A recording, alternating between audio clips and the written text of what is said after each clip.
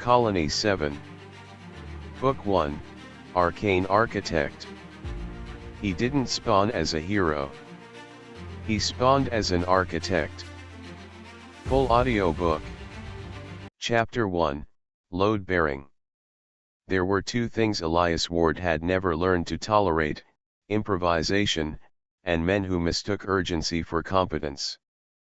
At 42, he carried his years without excess. He was tall enough to be noticed, but not imposing. Lean rather than broad, built by routine instead of ambition, his frame suggested endurance more than strength. Faint lines marked the corners of his eyes, not from laughter alone, but from concentration. His dark hair had begun to recede slightly at the temples, not dramatically, just enough to signal time. He kept it short for practicality, like everything else in his life. His posture was straight without being rigid. Controlled. Economical. Even at rest, he looked like a man conserving energy for something meaningful. He had built his life the way he built structural frameworks, deliberately, redundantly, with the understanding that collapse rarely arrived as spectacle. Collapse began as imbalance. As weight carried in the wrong place for too long. He noticed things. The way tension settled into joints. The way strain accumulated invisibly. People rarely did. The industrial hall stretched above him like a cathedral of steel. Pale morning light filtered through high windows, catching the dust in slow suspension. Long trusses crossed overhead in disciplined geometry, bolted into place with precision that bordered on elegance. Elias moved through the space with quiet familiarity. Dark work jacket. Rolled sleeves. Calloused hands that knew the difference between cosmetic damage and structural failure. He ran his fingers along a support column, listening to vibration through contact rather than sound. The building responded in subtle harmonics, stable, balanced, predictable. Physics did not lie. People did. At 9:43 a.m., the pattern broke. The vibration was wrong. Too deep. Too uniform. The air thickened around him, not visibly, but perceptibly, like stepping into a room with pressure slightly misaligned. Sound dampened. Distance distorted. He tilted his head upward. The ceiling seemed farther away. Not visually. Spatially. Then silence swallowed everything. Absolute. The world did not fade.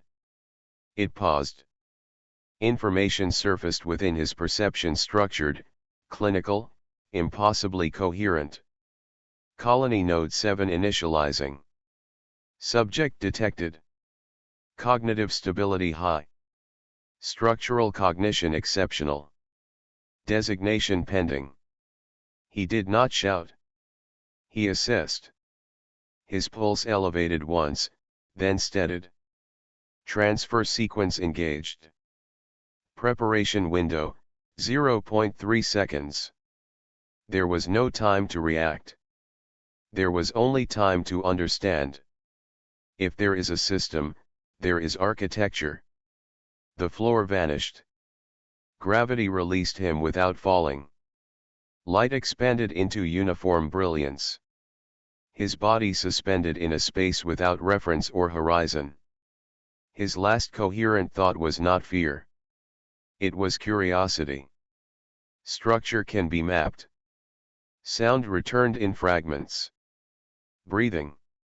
Shouting. Stone beneath his boots.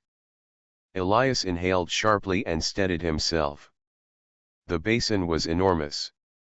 Smooth pale stone walls curved upward in unnatural symmetry. The sky above burned violet, threaded with visible arcs of energy that moved like slow lightning across impossible height. He was not alone.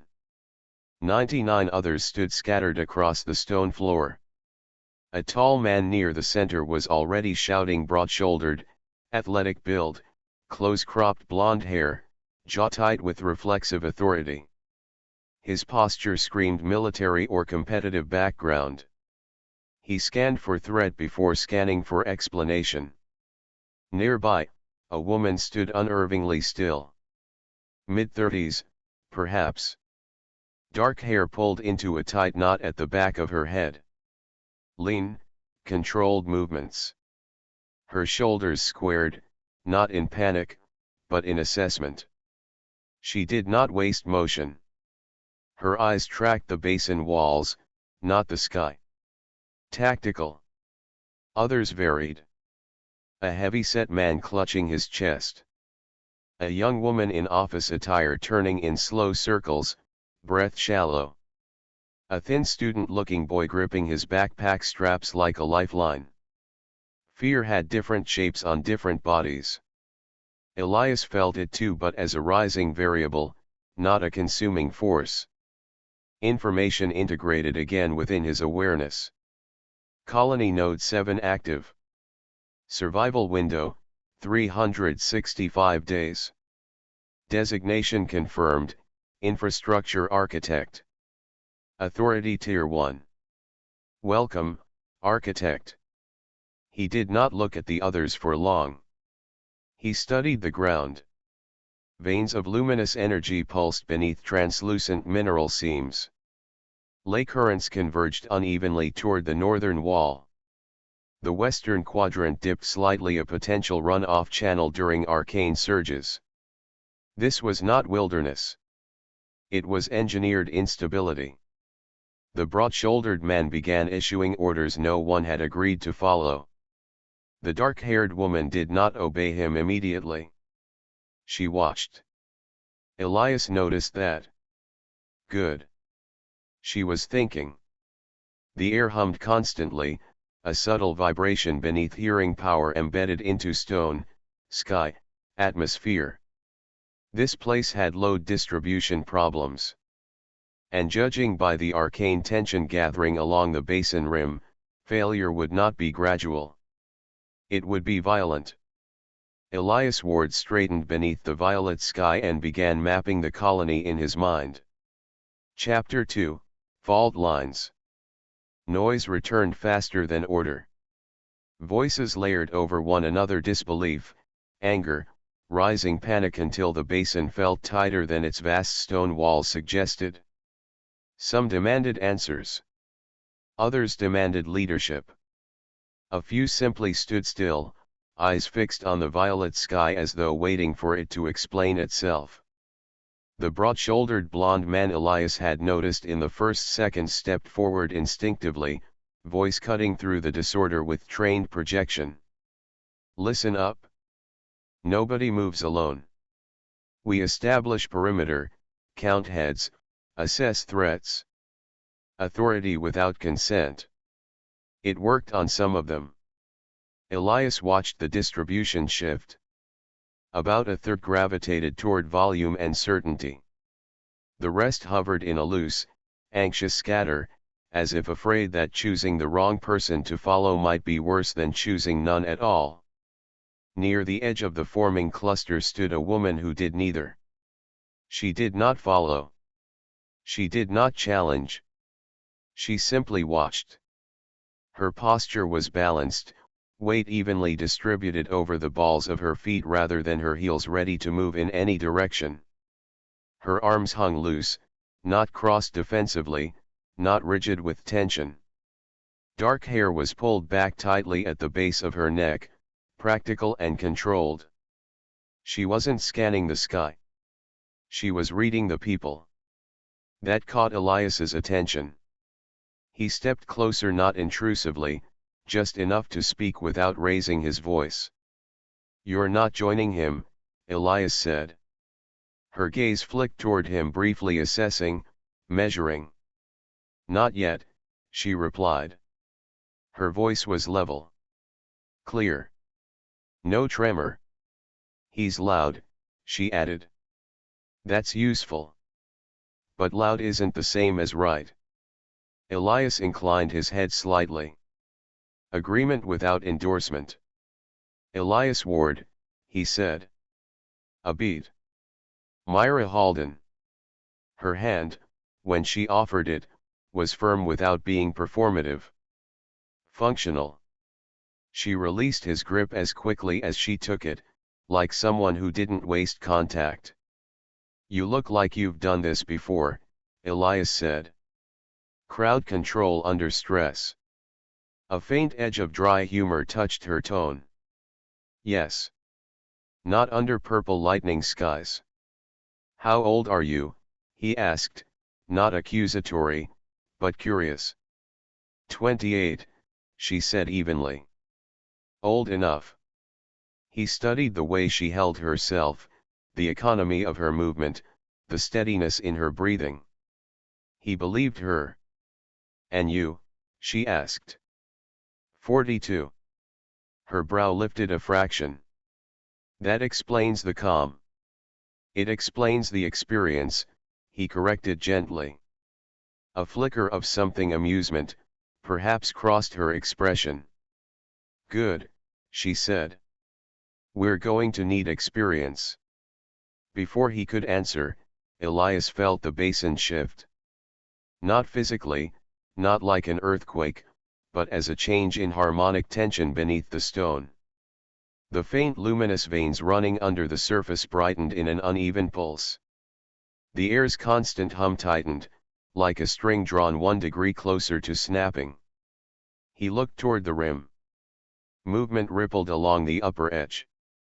Not clear shapes yet, more like distortions in the violet glow, shadows that didn't obey the light around them. A young man broke from the cluster and began climbing toward the rim, gripping the smooth stone with desperate urgency. "Down!" Myra barked sharply.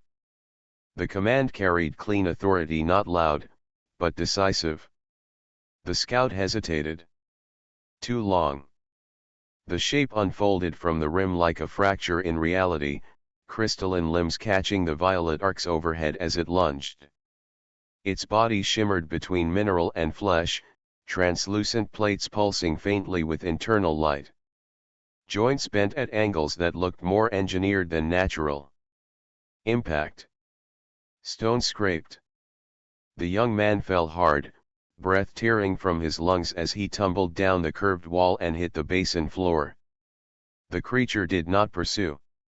It stopped at the edge, crouched low, head tilted as if listening. Watching.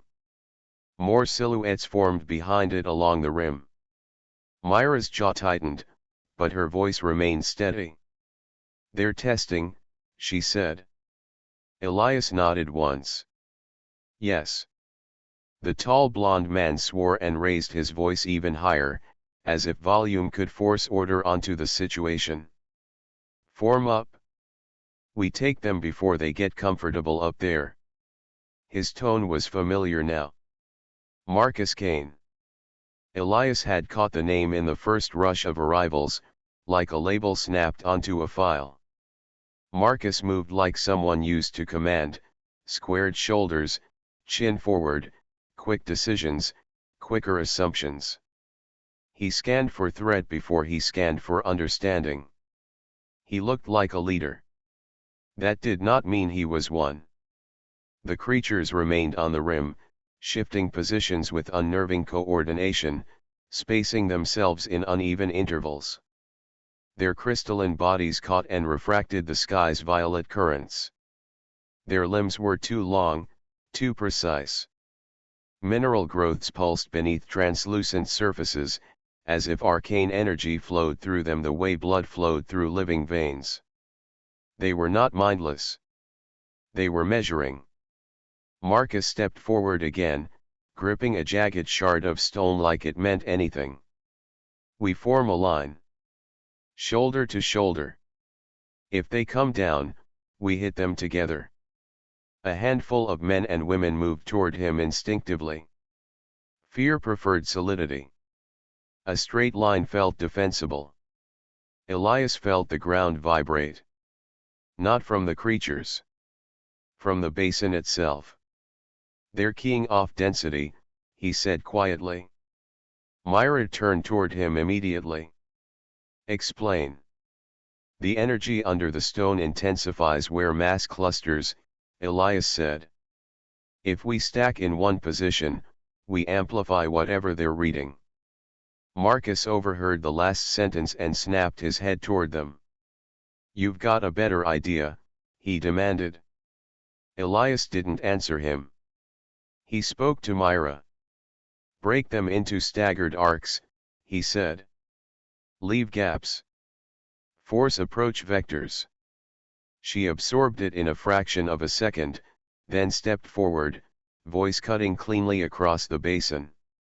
Spread out, she ordered. Not a wall staggered curve. 5 steps between you and the next person. Don't clump. Some hesitated. Marcus glared at her. We hold together, he insisted. We don't make ourselves a single target, she shot back. There was no shouting now. Just etch.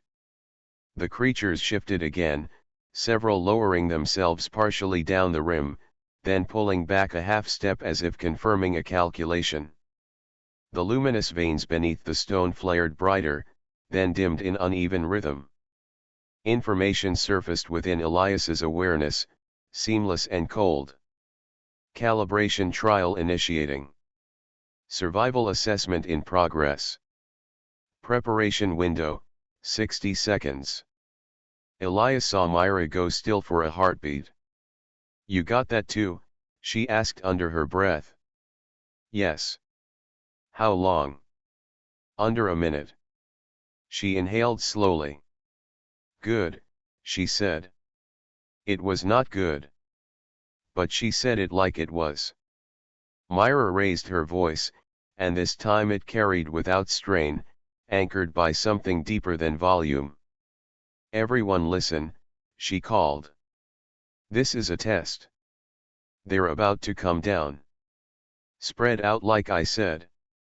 If you panic, you die. The word die changed the air. People moved. Not all of them, not cleanly, but enough. The basin floor became a shifting pattern of spacing and fear, bodies repositioning in abrupt starts and stops.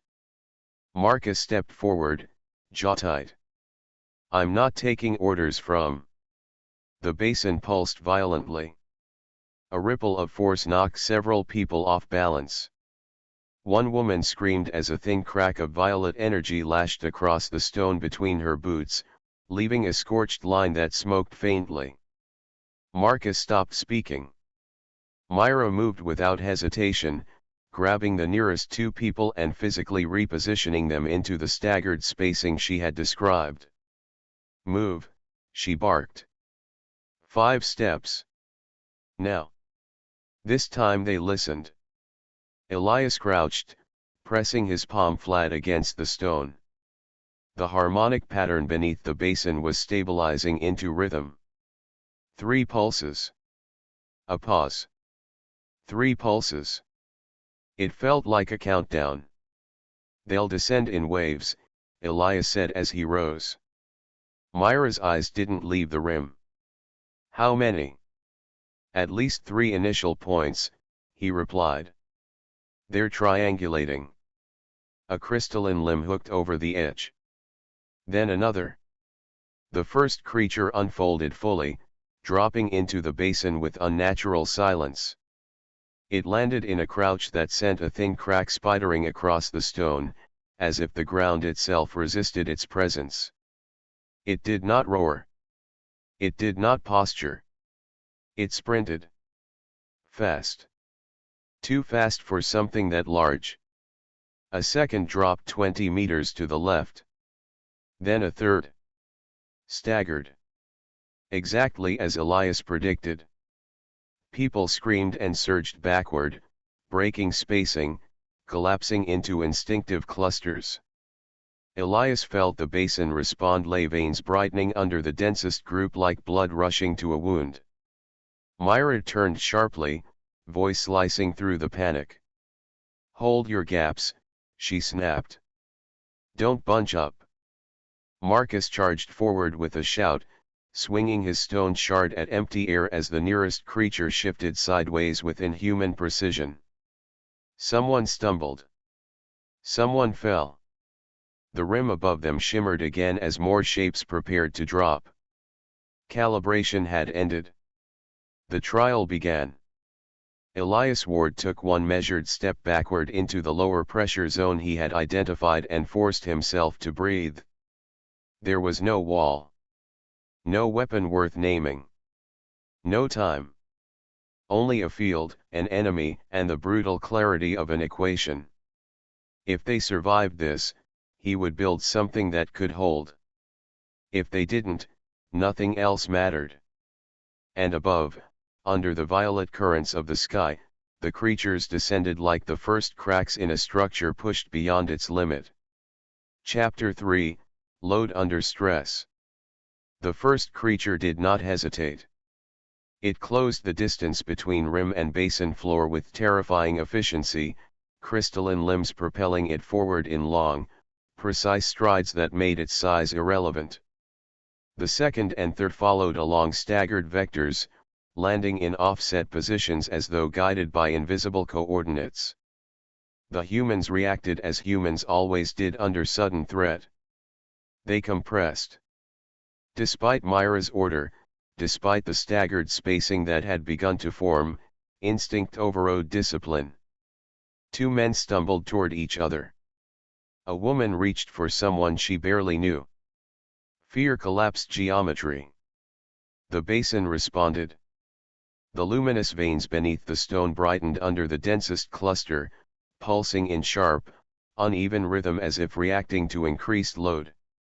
Elias felt the shift in harmonic pressure before he fully understood its implication. "They're reading mass," he said, louder now. "Break the cluster. 5 steps. Move." A crystalline limb scythed through the air and struck the nearest man across the torso. There was no dramatic scream, no cinematic pause. The impact lifted him off his feet and hurled him sideways, his body striking stone with a hollow finality that ended all speculation. The creature did not stop. It pivoted instantly toward the next nearest concentration of bodies. Something happened then that had nothing to do with planning. One of the men in the loose front arc raised his forearms reflexively to shield his face. The creature's next strike collided with him and did not cleave through. A shimmer rippled across his skin, faint but unmistakable, as if invisible plating had momentarily reinforced bone and muscle. The impact forced him backward, but he remained standing. The energy around him thickened. Elias felt it. Not visually, not as text, but as structural realignment. Role activation. Another woman, positioned further left, hurled a fragment of stone in panic. The fragment did not travel as stone. It elongated mid-flight into a thin arc of compressed light, striking the creature's flank with a sharp, resonant crack. The surface of the beast fractured along crystalline seams, emitting a flash of violet sparks. A third individual, a young woman kneeling beside the fallen scout, pressed trembling hands against his blood-slicked jacket. Light bled between her fingers in soft pulses, knitting torn flesh with slow, unnatural precision. The system was not assigning titles. It was unlocking functions. Combat. Range. Restoration. Power manifested under pressure. But power alone did not produce structure. A wave of retaliatory motion surged across the basin as more creatures descended in staggered intervals. They did not attack randomly. They targeted vectors where human reactions converged, where support clustered too tightly behind emerging frontline fighters. The man whose forearms had hardened proto-vanguard, Elias thought distantly, advanced instinctively, trying to push the creature back through sheer force. A second creature flanked him almost immediately, forcing him to rotate without support. The ranged channeler fired again, her shots erratic, narrowly missing an ally as panic distorted aim. The healer remained exposed. This was not a battle. It was a stress simulation. Elias stepped backward into the lower pressure zone he had identified earlier, forcing himself to widen his perspective beyond the immediate violence. Front line 2 meters apart, he called, voice no longer tentative. Don't stack. Ranged stagger fire, alternating arcs. Healer rotate left sector. He pointed toward a man radiating faint kinetic distortion behind the vanguard, anchor behind him. Boost impact resistance. The words felt strange in his mouth. Not orders. Load redistribution. Some ignored him. Others reacted instinctively to clarity in tone rather than authority of position. Myra reacted instantly. Do exactly that, she commanded, amplifying his instruction with decisive cadence. 5-step spacing. Rotate sectors. Support stays behind shield line. Her voice cut through chaos without rising into panic. Where Marcus barked, she directed. Where others shouted, she focused. The effect was measurable. The Vanguard-type fighter shifted position, widening his stance and forcing the creature into a narrower angle of approach. The ranged attacker adjusted her aim along a controlled interval, timing her shots between the creature's lunges. The man behind the Vanguard extended his hands, and a low hum resonated outward, thickening the air around the front line in a subtle reinforcement field. The creatures adapted. One disengaged from direct assault and leapt toward the healer's sector, bypassing the reinforced front entirely. They're prioritizing restoration, Elias said, more to himself than anyone else, but Myra heard him. Collapse arc left, she ordered instantly. Shift healer inward. 2 people moved half a second too late. The creature's limb pierced through one of them, crystalline edge slicing cleanly through shoulder and collarbone. The body fell without drama. The healer flinched but did not break concentration. The Vanguard rotated, intercepting the second strike. Energy flared violently between crystal and reinforced flesh. Elias felt something else then. An internal calibration. Not external text. Not spectacle. Recognition. Structural response efficiency elevated. Multi-role synchronization detected. Adaptive vector analysis confirmed. The information did not belong to the group. It belonged to him. The system was not measuring individual kills. It was measuring orchestration. He understood with sudden, cold clarity that he was being evaluated on how well he reduced entropy under stress. A third wave descended from higher along the rim, bypassing predictable angles entirely. 2 creatures leapt further than the first set, landing almost within the human formation, forcing the group to fracture and reconfigure on the fly. Marcus charged one of them head-on, roaring in defiance, swinging his improvised weapon with reckless aggression. The strike glanced off crystalline plating with negligible effect. The creature retaliated instantly, knocking him flat and leaving him stunned and bleeding. Myra did not move toward him. She moved toward the center. Hold your spacing, she shouted. Do not chase. Protect the support. Her decision saved 3 lives in the next 10 seconds. Elias saw the pattern tighten. 3 pulses in the lay beneath them. Pause. 3 pulses again. They'll break after this surge, he said, breath steady despite the chaos. 1 more coordinated push. The creatures shifted simultaneously, converging toward the highest density cluster near the eastern arc. For a heartbeat, it looked as if the line would collapse entirely. Right sector forward 2 steps, Elias called. Left fall back 1. Create funnel. Myra repeated the order with lethal clarity. The formation bent rather than shattered. The vanguard absorbed impact. The support reinforced.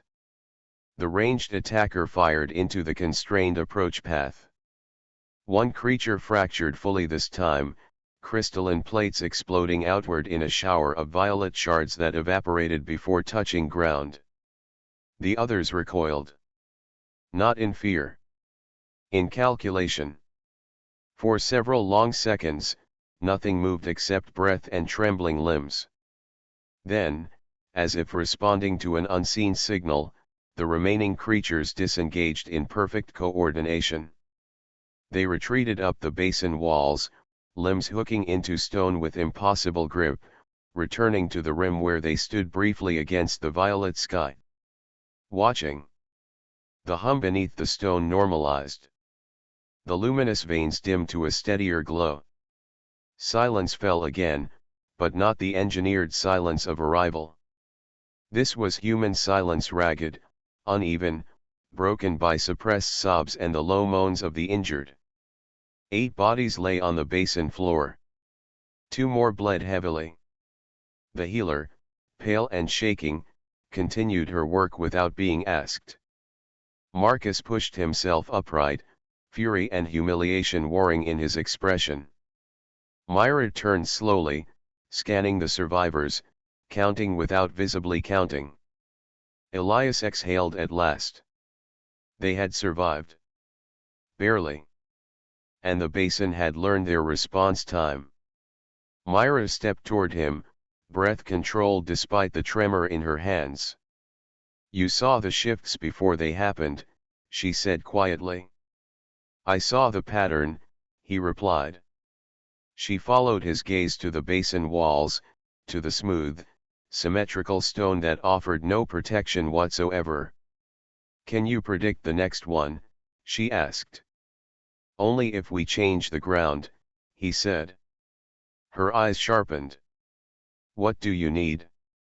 He did not hesitate. "Elevation. Controlled choke points. Reinforced perimeter. Mana anchors to dampen surge amplification." Around them, the survivors were beginning to look not at Marcus, but at Myra. And when Myra's gaze returned to Elias, something unspoken settled between them. Leadership would be visible. Architecture would not. But without architecture, the next trial would not be a test. It would be extermination. Above them, along the rim, the crystalline silhouettes finally withdrew into the violet glare. The basin hummed once more, quiet, patient, waiting. And Elias Ward understood that this place did not reward strength. It rewarded structure. Chapter 4, Assigned Territory. The silence after the trial did not feel empty. It felt observed. The basin hummed at a lower frequency now, its luminous veins returning to a steadier rhythm as if satisfied with what it had extracted. Survivors moved carefully among the fallen, not dramatically, not theatrically, but with the restrained efficiency of people who understood that emotion could wait until safety existed. Myra directed the injured toward the lowest energy quadrant Elias had identified earlier. The healer, pale, shaking but functional, worked methodically, hands glowing faintly as she stabilized fractures and sealed torn flesh where she could. The energy cost was visible in the tremor of her shoulders. Marcus stood apart for a moment, jaw tight, eyes scanning the rim where the creatures had vanished. He looked ready to chase something that no longer needed chasing. Elias crouched beside one of the crystalline fragments left behind when a creature had fractured completely under coordinated fire. The shard was warm to the touch, pulsing faintly, its internal geometry repeating in precise, almost mathematical patterns. Not random growth. Structured formation. He turned it in his hand and felt a subtle resonance with the ley current beneath the stone. This could conduct. It could anchor. It could amplify or dampen. He filed the observation away. Around them, the survivors began to sense the stabilizing of their new roles more clearly. The man whose skin had hardened during impact now flexed his fingers and found resistance lingering beneath the surface, like an invisible exoskeleton responding to intent. The ranged channeler tested a controlled projection of energy, smaller and steadier than before. The healer, eyes closed briefly, seemed to map the flow of vitality in those around her without touching them. Others discovered something different. A woman near the rear knelt and pressed her palm against the basin stone, not in prayer but in concentration. She inhaled slowly and then looked up. "There are edible growths beyond the rim," she said, voice uncertain but confident in its source. "I can feel them." A broad-shouldered man, not Marcus, examined the crystalline shard Elias had dropped and turned it experimentally in his hands. "I understand how this wants to be shaped," he murmured. "I've never forged anything in my life. But I know how this fractures."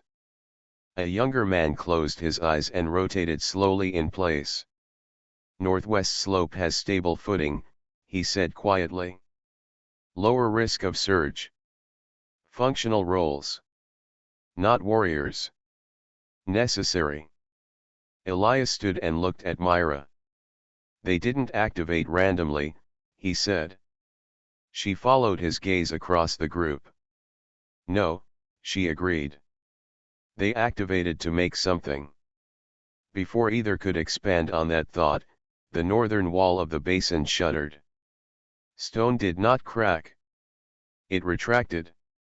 A seam that had been invisible moments before separated cleanly, sliding inward to reveal a passage carved with deliberate symmetry. The air flowing from within was cooler, carrying the scent of mineral dust and something faintly organic. Information integrated again, calmer this time, almost administrative. Calibration complete.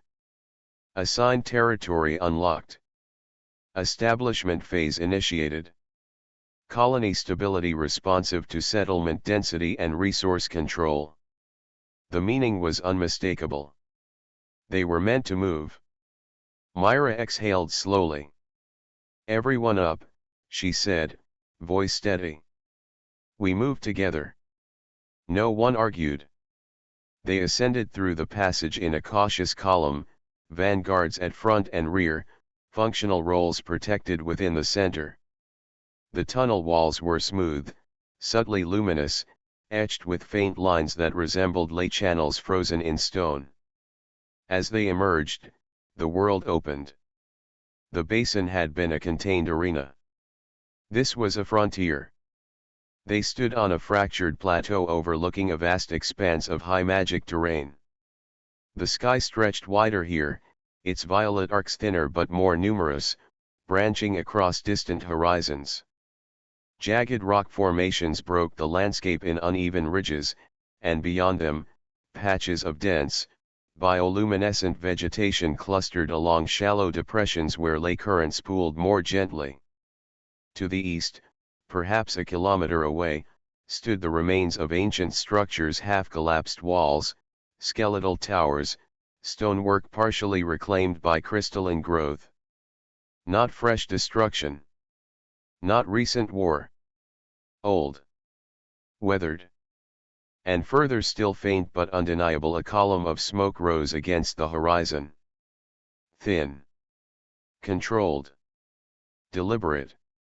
They were not alone in this world. But something else drew Elias's attention first. Directly ahead of the basin exit lay a natural shelf of terrain slightly elevated, shielded on two sides by fractured stone ridges, open toward a gradual slope that allowed controlled visibility of approach routes. It felt intentional. As if the land itself had been designated. Colony territory recognized. Stability modifier available upon establishment. Elias felt the implication rather than reading it. If they settled here, if they claimed it, structured it, the system would respond. Myra stepped forward slowly, eyes scanning the ridgelines. "This is our ground," she said quietly. "For now," Marcus added, tone-edged but restrained.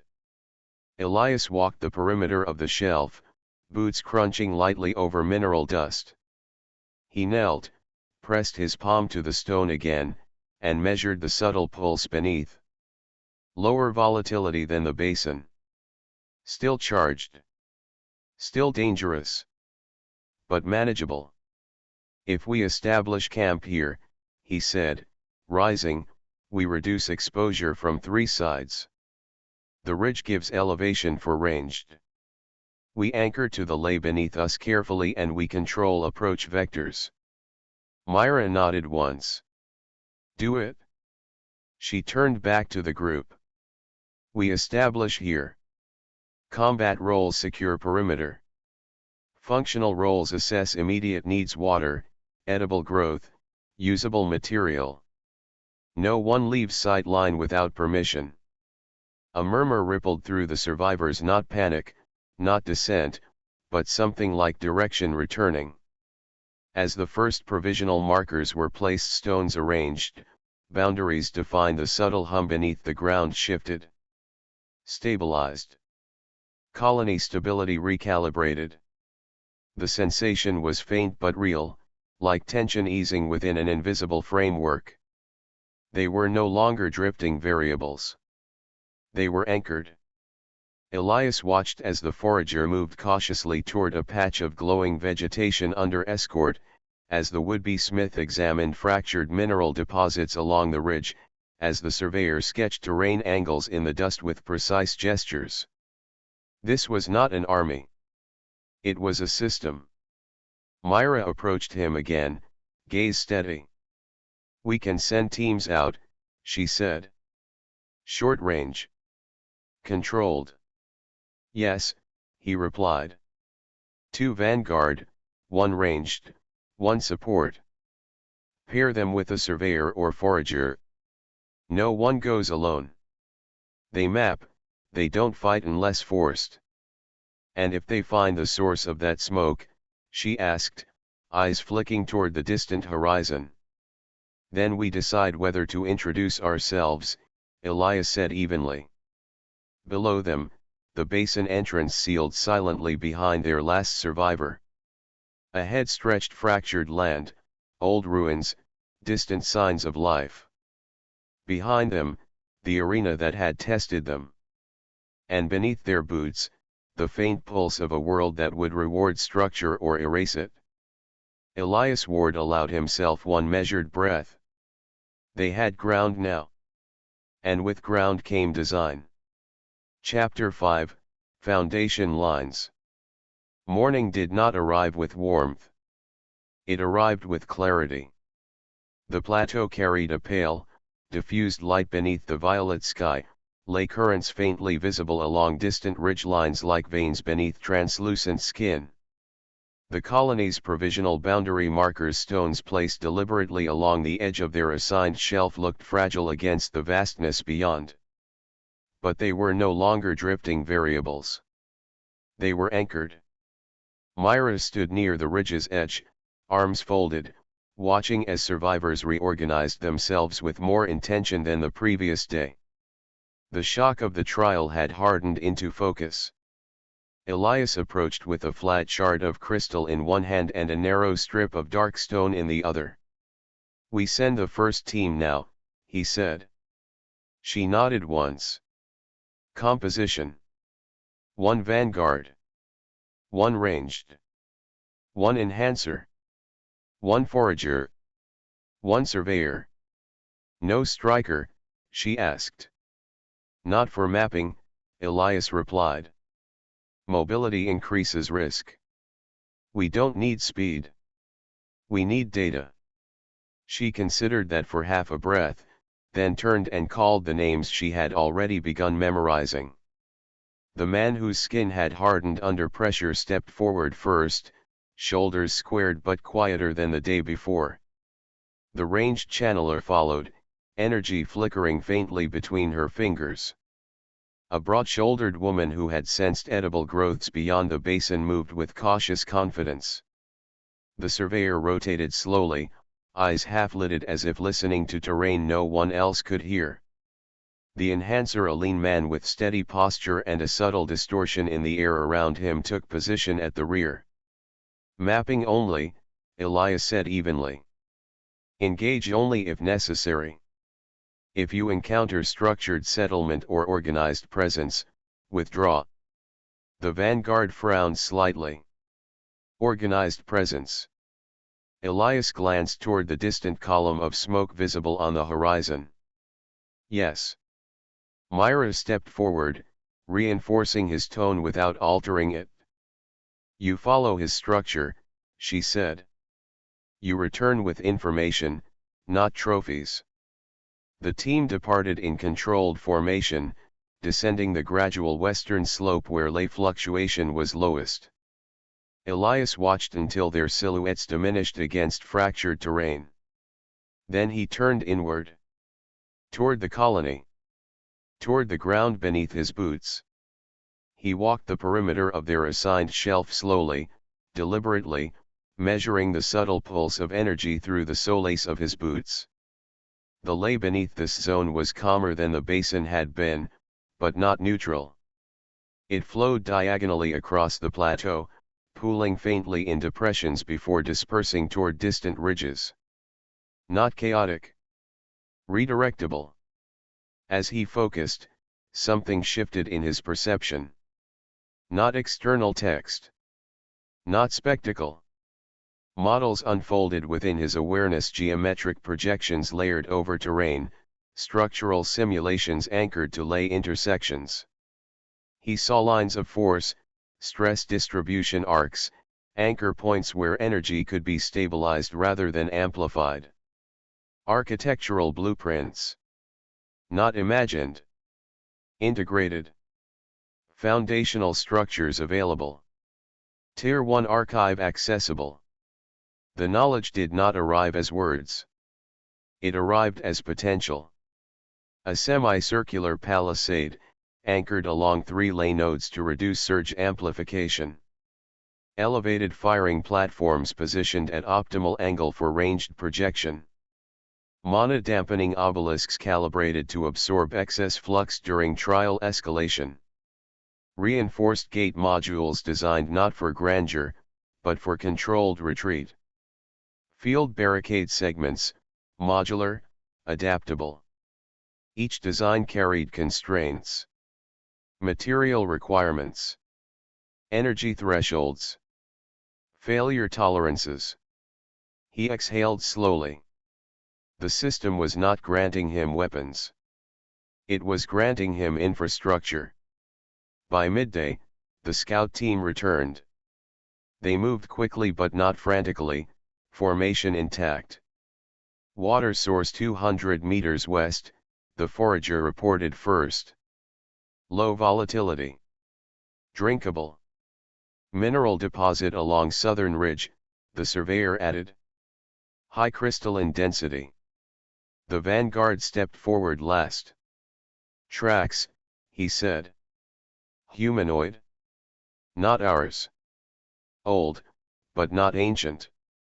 Myra's gaze flicked briefly to the distant smoke. Elias nodded once. Patterns. Structured, the surveyor replied. Purposeful pathing. Not wandering. The implication settled among them without drama. They were observed. Or would be. Elias crouched and sketched a rough arc in the dust with the crystal shard he still held. We begin here, he said. The line curved along the plateau's natural ridge, intersecting 3 subtle ley concentrations he had mapped earlier. Why not build at the edge? Marcus asked from behind him, tone restrained but edged. Because edges collapse first, Elias replied calmly. We build where force distributes, not where it concentrates. Marcus said nothing further. Myra stepped closer, examining the drawn arc. What's first? She asked. Mana dampening anchor, Elias said. If we reduce volatility, everything else becomes safer. He rose and addressed the small group of functional roles who had gathered nearby. You, he said to the would-be smith, can you fracture crystal along controlled planes? The man hesitated, then nodded slowly. Yes. It responds. And you, Elias turned to the monotooner, a quiet woman whose gaze lingered on ley veins others could not see, can you stabilize a node without amplifying it? She inhaled, concentrating. If it's not too large. It won't be, Elias said. Myra crossed her arms and looked at the assembled colonists. He designs, she said clearly. We execute. There was no announcement of authority. But the shift was felt. Construction began not with walls, but with a single anchored point. The smith fractured crystalline fragments recovered from the basin and southern ridge, shaping them into prismatic segments under Elias's direction. The monotooner knelt at the designated node, palms hovering inches above the stone as she felt for the rhythm beneath. Slow, Elias said quietly. Match pulse. Don't override. The enhancer stepped behind her, projecting subtle reinforcement into her stance, preventing fatigue from destabilizing her control.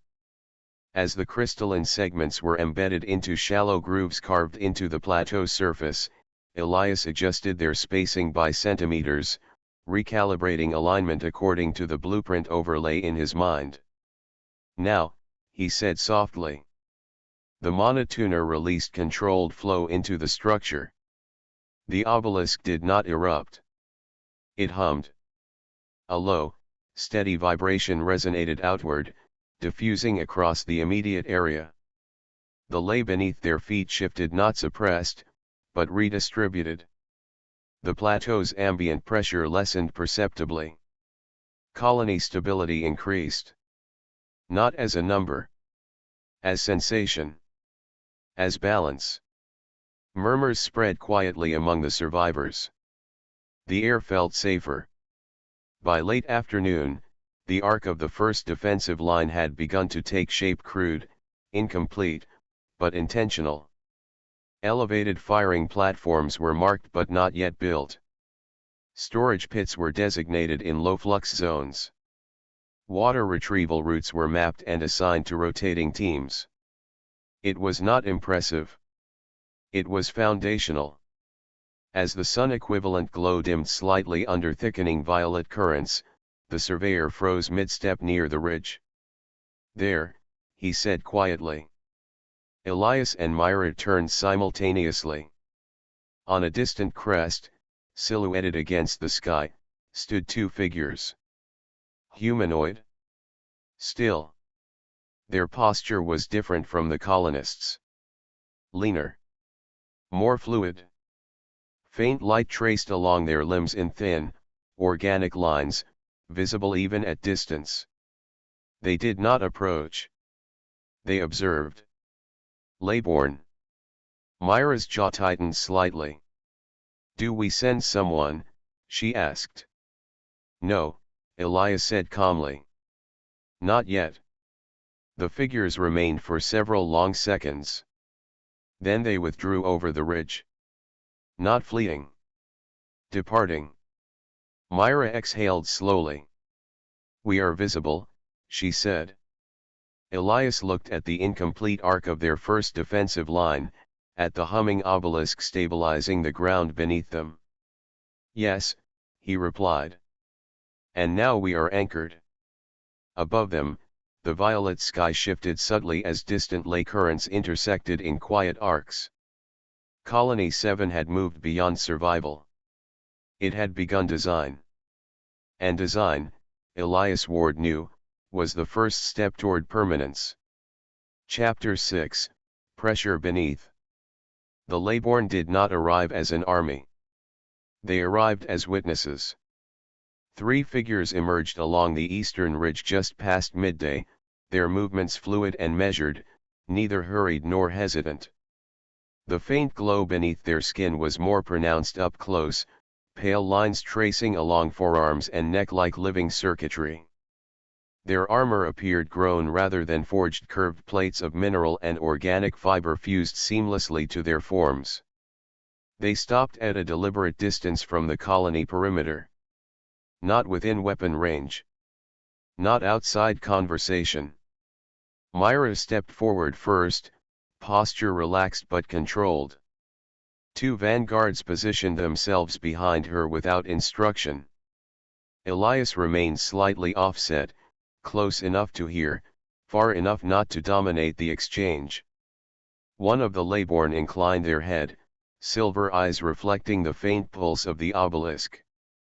"You anchor the flow," the figure said, voice calm and resonant, neither hostile nor welcoming. "We stabilize our ground," Myra replied evenly. The Leyborn's gaze shifted to Elias briefly, assessing, then returned to the perimeter structure and the dampening obelisk humming softly behind them. "This shelf lies within a minor ley basin claimed by our settlement," the figure continued. "Your anchoring alters its pressure." Elias stepped forward half a pace. "It reduces surge volatility," he said.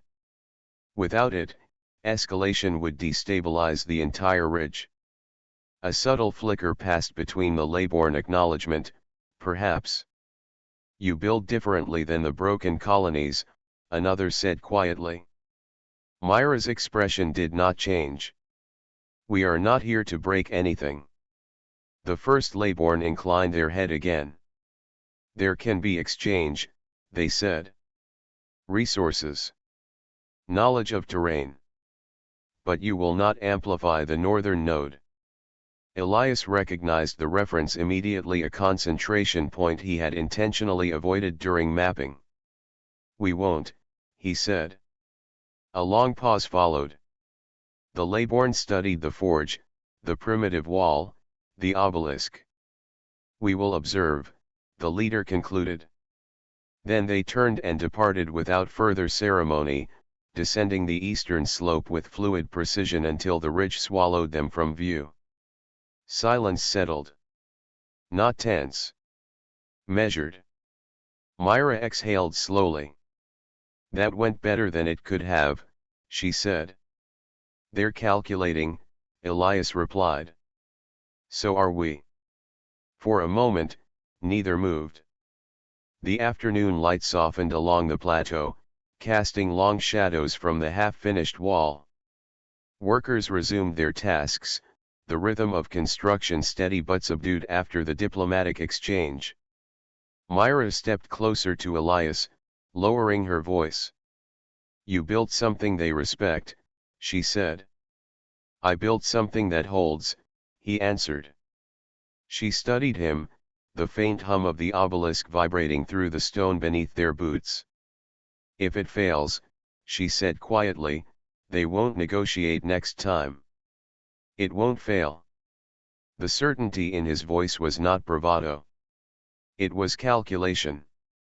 Her hand brushed his forearm briefly, practical, grounding, yet the contact lingered a fraction longer than necessary.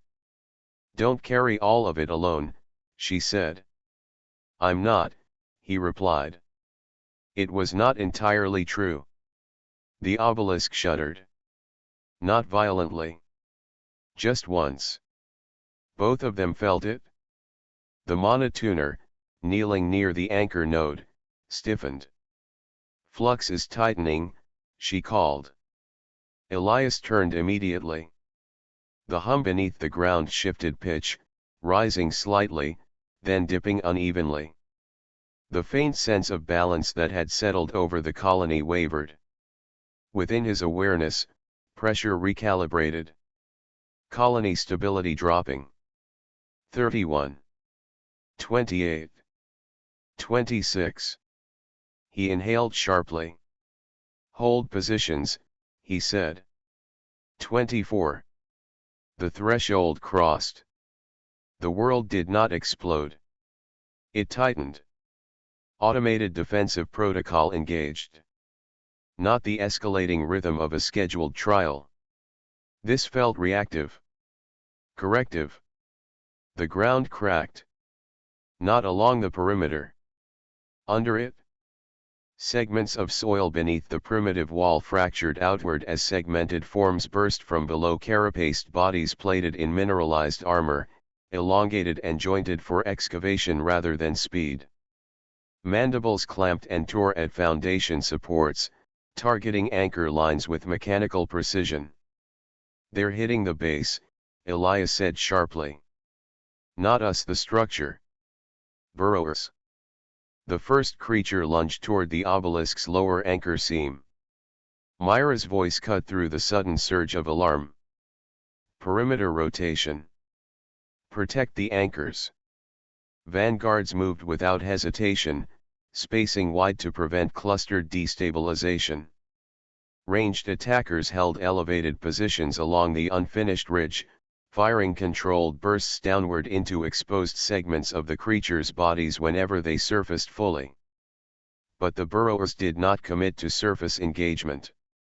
They struck, withdrew, resurfaced elsewhere. Engineering adversaries. Elias dropped to one knee, pressing his palm against the stone. "They're following the lake gradient," he said. "They can sense stress concentrations." "How do we stop that?" Myra demanded. "We change the gradient." He stood and pointed toward the forge. "Heat the scrap." "Overcharge it?" "We create a false surge line." The smith did not question. He fed crystalline fragments into the forge, pushing it beyond comfortable limits. The metal glowed brighter than before, radiating unstable heat. "Monotuna redirect 20% into the scrap pit," Elias called. "That will spike the eastern quadrant," she warned. "That's the point." The ground trembled as the first burrower locked onto the artificial surge, redirecting its attack path toward the heated scrap zone. "Collapse on my mark," Elias said. Vanguards withdrew from the eastern perimeter in controlled retreat. Ranged fire intensified, driving the creature further into exposed terrain. Now, a pre-weakened section of plateau gave way under coordinated strikes, dropping the burrower into a shallow collapse pit where heated scrap and redirected flux surged around it. Its carapace cracked under thermal stress, glowing along fracture lines. But it was not alone. The earth heaved violently near the central arc. Something larger forced its way upward. The soil split entirely as a massive segmented form emerged, thicker armor, reinforced mandibles, a central core glowing faintly through translucent plating. Its presence distorted the ley flow directly around it, causing the obelisk to flare in unstable pulses. "Core bearer," Elias breathed. "The boss." It did not waste motion attacking individuals. It slammed its reinforced head against the perimeter foundation, sending fractures spidering along the primitive wall. Myra moved instantly, redirecting the front line. "Flank wide. Don't let it lock onto the anchor." Elias's mind raced through blueprint projections, searching for a structural weakness. "There," he said, pointing toward a segment beneath the creature's left flank. "The joint seam lower plate." The smith hurled an overheated shard toward the indicated seam. The ranged channeler followed with a concentrated burst of energy, driving the shard deeper into the crack. "Enhancer push impact resistance into the vanguard," Elias ordered. The reinforced vanguard slammed forward, forcing the creature to shift weight onto the compromised seam. "Collapse ridge 3." Elias shouted. A narrow support line pre-weakened earlier during wall construction gave way under coordinated strikes, dropping a mass of stone directly onto the exposed joint. The boss shrieked not audibly, but through vibration as its core destabilized. "Back!" Myra commanded. The creature convulsed once, then split along the heated fracture, its internal core ejecting outward in a surge of contained light before settling inert against the stone. Silence returned gradually.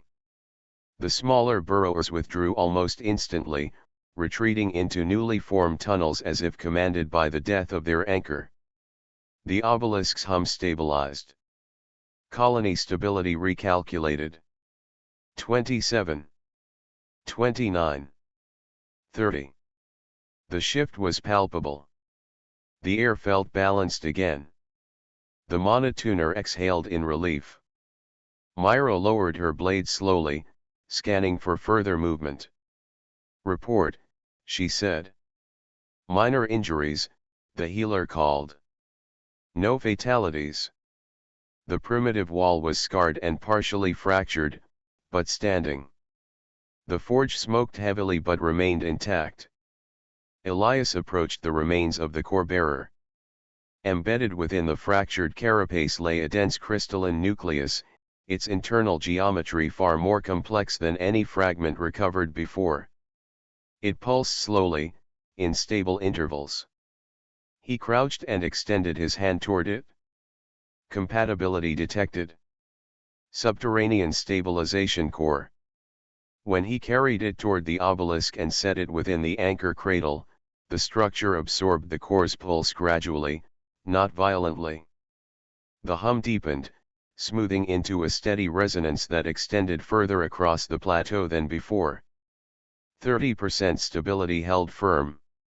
Elias felt the threshold pattern resolve within his awareness. Below 25 automatic defensive response. Between 25 and 40 frontier volatility. Above 40 reduced escalation frequency. This was not random. It was managed pressure. Myra stepped beside him, watching the stabilized obelisk glow with renewed consistency. "You're not just building walls," she said quietly. "No," Elias replied. "I'm managing thresholds." From the eastern ridge, two faint silhouettes stood briefly against the fading light, observing the aftermath of the conflict. One of the Leyborn inclined their head slightly before turning away. "They stabilize faster than the others," a distant voice carried faintly on the wind. The figures disappeared. The colony stood battered but intact. Not lucky. Designed. And beneath their feet, the world pulsed in measured rhythm once more. Chapter 7, Margin and Echo. The morning carried no celebration. It carried measurement. The fractured arc of the primitive wall stood under pale violet light, its surface scarred where the burrowers had struck from beneath. The collapse pit on the eastern side still radiated faint warmth from the redirected forge surge that had cracked the core bearer open. The obelisk hummed steadily now, deeper and more grounded than before, the stabilization core integrated into its rhythm. 30%. Not safety. Margin. Elias walked the perimeter slowly, boots grinding against mineral dust, fingertips grazing stone where fractures spidered outward from impact points. The Tier 1 structure had held, but only barely. He did not need projection overlays to see it, the geometry of stress lines was visible even to the untrained eye. Myra joined him without speaking at first. The wind moved gently across the plateau, carrying the faint metallic scent of worked crystal from the forge. "We held," she said at last. "For now." He crouched, pressing his palm to the ground, feeling the pulse beneath the plateau shelf. Stable. Even. But the margin between stability and reaction felt thinner than it had the day before. "If that happened at 24, she said quietly, "what happens at 15? He did not answer immediately. The ruins of the previous colony flickered through memory, the vitrified crater at its center, the radial fracture patterns, the silence that felt less like aftermath and more like correction. "They didn't lose to siege," he said. "They were corrected." Myra's gaze sharpened. He rose slowly. They invested in war. The system invested against imbalance. A faint tightening passed through her jaw.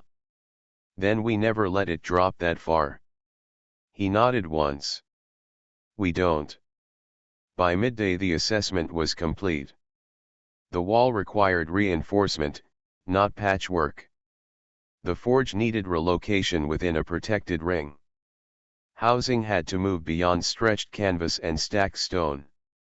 Weapons were serviceable but fragile, armor was almost non-existent. Elias gathered those who needed to hear what came next. He did not stand elevated. He did not raise his voice. We allocate in balance, he said. 60% of recovered material goes to infrastructure and sustainment. 40% to defense and arms. No rapid amplification of major nodes. No expansion beyond anchor grid. Marcus folded his arms. And if we're attacked before we're ready? We will be attacked, Elias replied evenly. But if we overinvest in weapons, stability drops. And then we're fighting both the ground and whatever comes from it. Myra stepped forward slightly, reinforcing the statement without altering it. We build margin. Not glory. No one argued. Resource teams formed under that principle. 2 extraction groups moved toward the southern mineral ridge with full escort vanguard, ranged, enhancer, surveyor. A third team focused on structural fiber and dense wood-like growths from the western depression. Food rotations were formalized, escorted but efficient, mapping edible clusters rather than stripping them. No one chased movement beyond sight line. No one pursued ego engagements. Late in the afternoon the cook approached Elias near the inner ring where housing frames were beginning to take shape. I adjusted the heating curve, he said, holding out a shallow bowl of slow-roasted bioluminescent tuber. Lower temperature. Longer time. The monotooner tested it first. Her shoulders, often tight from anchor adjustments, relaxed almost immediately. Fatigue reduction, she murmured. Less flux interference. It was not dramatic. It was not visible. But it mattered. Within hours, the colony's rhythm felt steadier. Minor fluctuations smoothed. Workers sustained focus longer.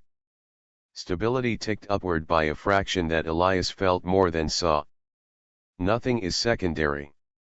That evening a scout team returned from the direction of the older colony site carrying fragments wrapped carefully in cloth bracers scored by repeated impact, shield plates partially intact, agricultural tools bent but recognizable.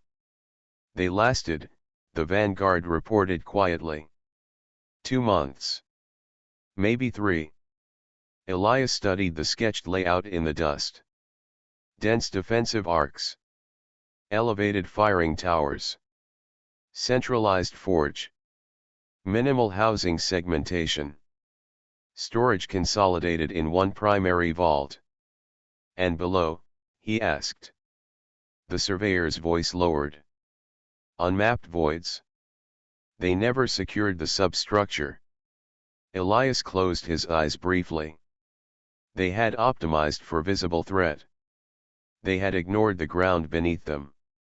They scaled for war, he said softly. The system scaled against them. He redrew the colony's projected Tier 2 arc, spacing anchor nodes more evenly, ensuring no single failure point could collapse the whole. No central dependency. No singular pride. As night approached, the wind cooled. The forge burned lower but steadier, relocated slightly inward, shielded by stacked stone and fiber reinforcement. Armor prototypes emerged, crystal-laced plates that conducted lay rather than blocking it, bracers that dispersed force instead of absorbing it bluntly. Elias stood again at the unfinished wall, watching the eastern ridge darken under deepening violet sky. Myra approached quietly. You carry the whole structure in your head, she said. I carry the points where it might fail. She stepped closer, shoulder brushing his arm. Then don't carry it alone. There was no dramatic shift, no declaration. She reached first, fingers catching lightly at the collar of his shirt, drawing him closer with calm certainty. The kiss was deliberate, unhurried. Not born of panic or relief, but of shared decision. Inside the shelter, beneath low canvas lit faintly by reflected obelisk glow, they chose warmth over calculation for a few measured hours. The world outside remained unstable, but within the small space they allowed themselves steadiness. The closeness was not reckless. It was grounding, two leaders acknowledging that endurance required more than structure. Morning found them quieter, more synchronized. Myra's posture was less guarded, Elias's gaze less distant. No one in the colony commented, but something intangible felt aligned. By midday, one extraction team returned heavier than expected. There's a major node east, the surveyor said. Stronger than ours. Stable. Natural. If integrated, he continued, stability could approach 40. Silence stretched between them. Myra's eyes shifted toward the eastern horizon. That's Leybourne territory. Yes. The word settled heavily. Before the discussion could deepen, shouting rose from the southern approach. A lone figure stumbled into view, descending the plateau edge with uneven steps. Two vanguards moved instinctively to intercept, but Myra signaled restraint. It was one of the Leybourne. The faint glow beneath his skin flickered irregularly. A shallow gash cut across his side, crystalline residue clinging to the wound like frost.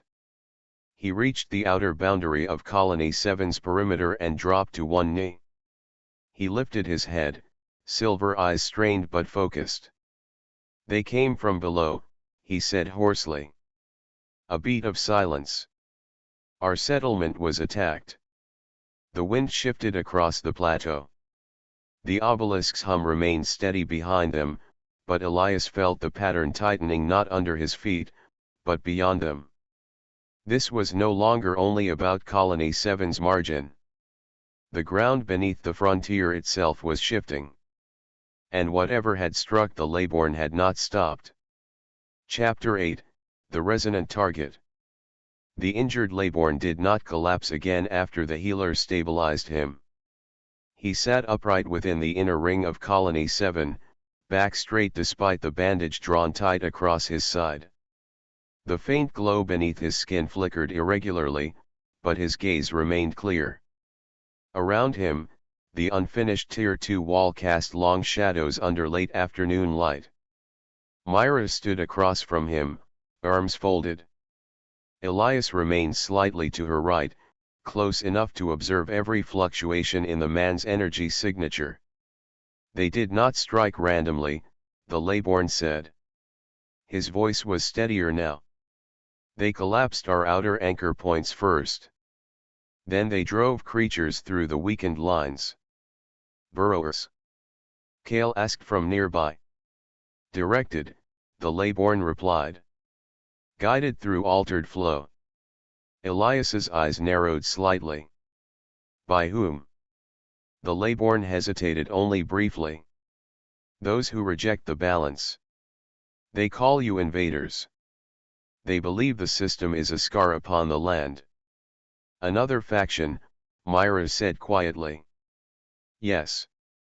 And they control the creatures. They do not command them, the Leybourne corrected. They bend the current so the creatures move where they wish. That distinction mattered. Elias felt the implications unfold. If your settlement collapses, he asked carefully, what happens to the regional flow? The Leybourne's silver eyes shifted to him with something like recognition. It fractures. Pressure redistributes. The basin where you anchor will feel it. Colony stability is regional. Not isolated. Myra absorbed that instantly. If your lines fail, our threshold drops. Yes. Silence followed. The wind moved softly through the half-finished structures, carrying the metallic scent of the forge. Marcus broke it first. This isn't our war. It becomes ours the moment the ground shifts, Elias said calmly. Marcus's jaw tightened. We're barely holding 30%. And if they fall, Elias replied evenly, we may not hold that. The tension in the circle thickened. Myra looked at Elias. You're suggesting intervention. I'm suggesting information, he corrected. We don't move an army. We don't commit resources blindly. We confirm what we're dealing with. Marcus folded his arms. And you'll trust their account. I trust patterns, Elias said. The attack on us wasn't random. It was surgical. They tried to destabilize an anchor. That aligns with what he's describing. Myra's gaze shifted between them. She weighed risk differently than Elias did through people, not geometry. But she saw the same convergence. Proposal, Elias continued. Small team. Recon only. Confirm flow manipulation points. Identify control mechanisms. No engagement unless unavoidable. And you're going, Myra said. Yes. Marcus exhaled sharply. You're the only one who can recalibrate anchors. And that's exactly why I need to see how they're being bent, Elias replied. The silence that followed was not resistance. It was recalculation. Myra nodded once. Team of 5, she said. No more. Cale stepped forward immediately. I'm in. Lisa Vare moved without a word to join him, her expression already distant, processing terrain in her mind. Soren hesitated only long enough to secure his satchel. You'll need stabilization. Myra looked at Elias. You don't go without me. He didn't argue. They left at first light.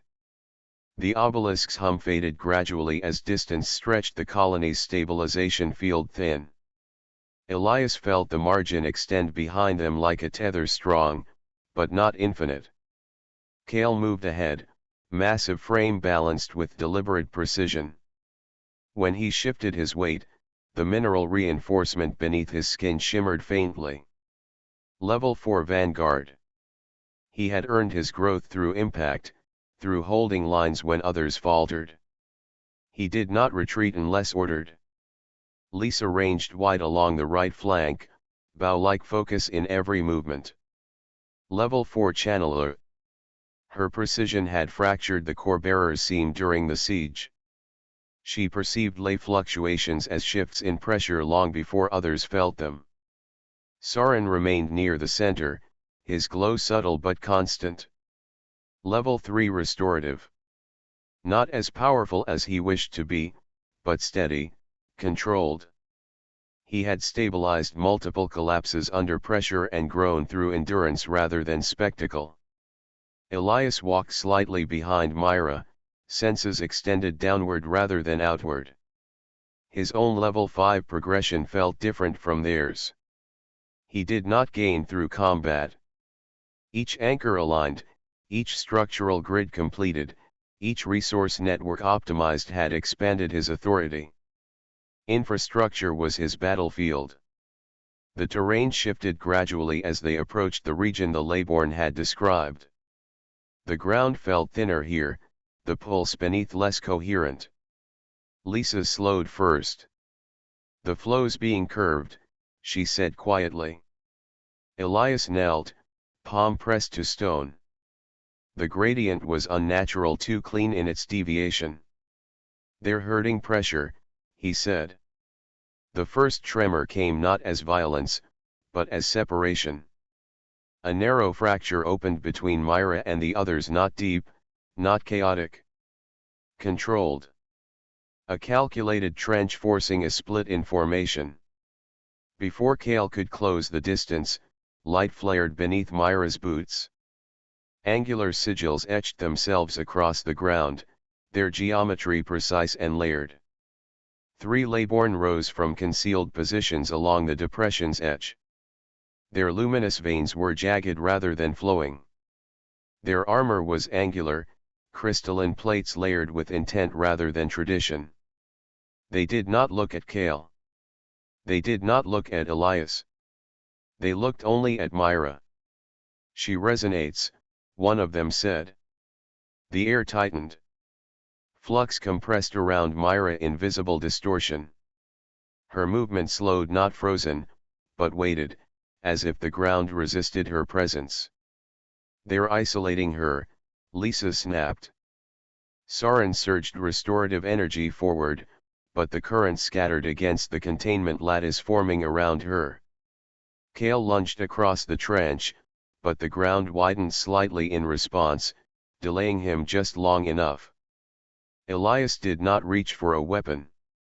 He reached for structure. The sigils beneath Myra were not random symbols, they were gradient traps, redirecting flow inward and severing her from broader ley currents. They weren't attacking her strength, they were cutting her from resonance. He extended his awareness downward, mapping micronodes beneath the trench edge. If he broke the sigil directly, the pressure would spike. "Kale," he said sharply. "Left seam. Strike." Kale did not hesitate. His reinforced fist drove into the indicated point. The impact redistributed load through the trench wall, disrupting symmetry. Lisa rod base. Her projection flashed, slicing toward the Leybourne holding the containment focus. She didn't target the wielder. She targeted the structure of control. The field flickered. One radical abandoned precision and lunged physically toward Myra. Even slowed, she met him with terrifying clarity. Her blade intercepted his strike, sparks bursting outward as compressed flux fractured under direct impact.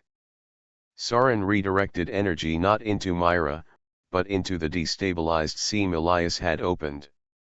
Elias pushed harder, pulling resonance from the nearest natural node and forcing it through the broken geometry. The sigil shattered. Myra moved. She pivoted beneath the radical's guard and drove her blade into the seam between crystalline plates. Not fatal. Disabling. Kale cleared the trench fully now, colliding with the second Leybourne and driving him into stone with crushing force. The third radical retreated, activating a secondary fissure that opened cleanly behind him. He vanished below. The wounded radical tore free and withdrew with unnatural speed. Silence returned in fragments. Myra straightened slowly. The compression field had left a tremor in her stance, but her eyes were clear. "They weren't trying to kill," she said. "No," Elias replied, lifting the fallen sigil focus. "They were trying to extract." The rod pulsed faintly in his hand. Its internal geometry resembled blueprint logic, interlocking gradients, controlled vectors but inverted. Instead of distributing energy evenly, it concentrated and redirected with surgical precision. "They're not just bending creatures," Lisa said softly. "They're bending ground." Elias nodded. "They're engineering instability." He glanced at Myra. When the field had tightened around her, the surrounding ley had reacted disproportionately, flaring in resistance. She wasn't merely compatible with the flow. She influenced it. "They see you as a pivot," he said quietly. "For what?" Kale asked. "For balance," Elias replied. "Or collapse." The wind shifted across the fractured depression. Elias looked back toward the direction of Colony 7, feeling the tether of stability stretching behind them. If the radical faction could destabilize the Leybourne settlement fully, the shock would ripple outward. If they could isolate Myra successfully, they could sever a natural stabilizer from the grid. They did not need to breach walls. They needed only to bend the thresholds beneath them. And somewhere beyond the visible ridges, someone was directing that bend with deliberate precision. They were not the only ones calculating. Chapter 9, The Weight of Survivors. The Leybourne settlement did not look conquered. It looked dismantled. From the ridge above, Elias saw what remained of their anchoring grid. 3 primary pylons collapsed inward, their crystalline cores cracked not by impact but by overload. The surrounding structures still stood in fragments, curved organic frameworks half melted along their seams. No bodies lay strewn in chaos. No defensive lines suggested prolonged siege. The attack had been surgical. Myra descended first, Kale close behind her, Lisa scanning the perimeter in slow arcs of controlled awareness. Soren followed, eyes narrowing as he felt the wounded long before he saw them. They found survivors gathered in the partial shadow of a fractured support arch, fewer than Elias expected. 20, perhaps a handful more. Some bore bandages fashioned from fiber and crystal thread. Others leaned against cracked pillars, breathing shallow but steady. And standing before them, upright despite the ruin around her, was the one who had not fallen. She was younger than Elias anticipated. Not a veteran hardened by decades, but not inexperienced either. Perhaps 27, 28 at most by human measure. Her hair, silver dark rather than pale, was bound loosely behind her neck. Faint luminous lines traced along her collarbone and down her arms, brighter than those of the wounded around her. A shallow tear marked her armor at the shoulder, exposing a thin line of dried blood beneath. Her eyes fixed first on Myra. Then shifted to Elias. "You came," she said, voice steady. "We said we would confirm," Myra replied. The woman inclined her head slightly. "I am Elias." The name carried weight among those gathered behind her. "Elias Ward," he answered.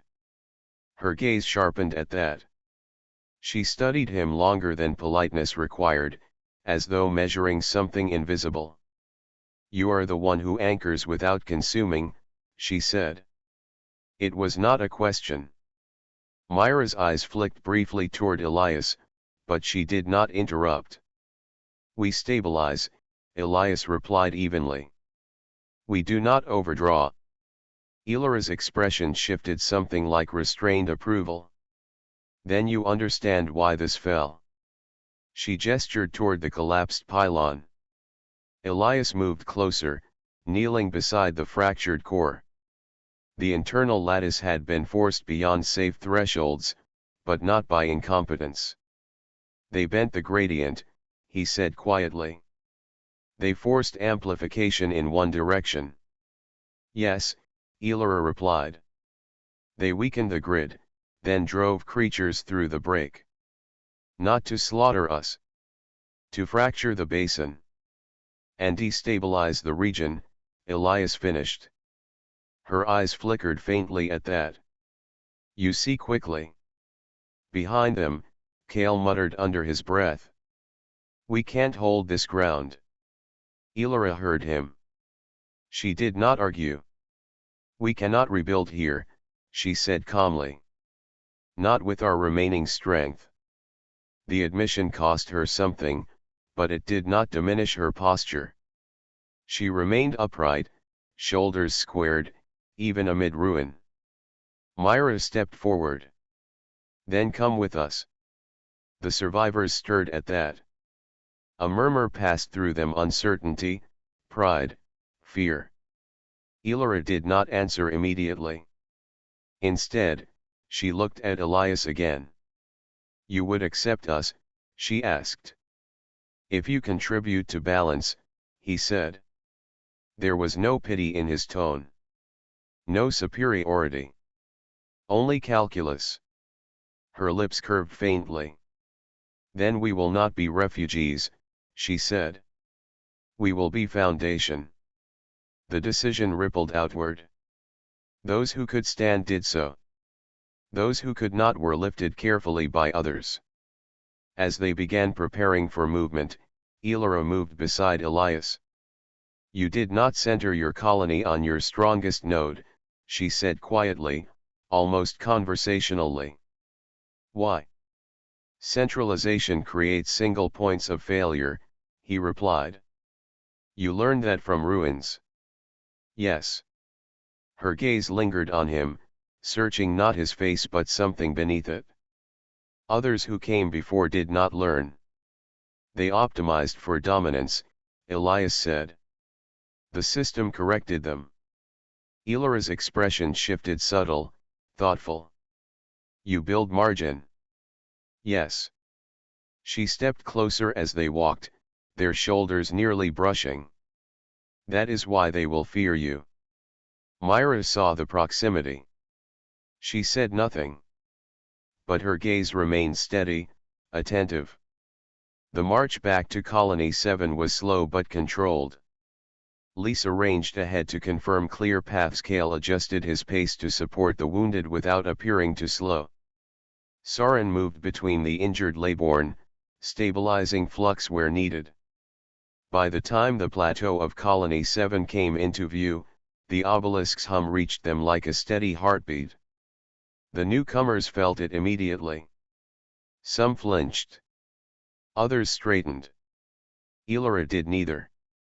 She studied the perimeter, Tier 2 segments rising in curved arcs, reinforced anchors embedded evenly rather than concentrically. The forge relocated inward. Storage decentralized. You distributed your weight, she observed. We intend to keep standing, Elias replied. Integration began before sunset. The Leybourne who remained were not warriors. Most bore roles tied to cultivation and resonance rather than combat. Fiber weavers who shaped organic reinforcement stronger than cured wood. Ley cultivators who could guide plant growth along stabilized gradients. Cartographers of flow who understood seasonal shifts in regional pressure. Crystal shapers who worked with mineral lattice without overamplification. They did not weaken Colony 7. They diversified it. By nightfall, the stabilization hum felt subtly broader. Not louder.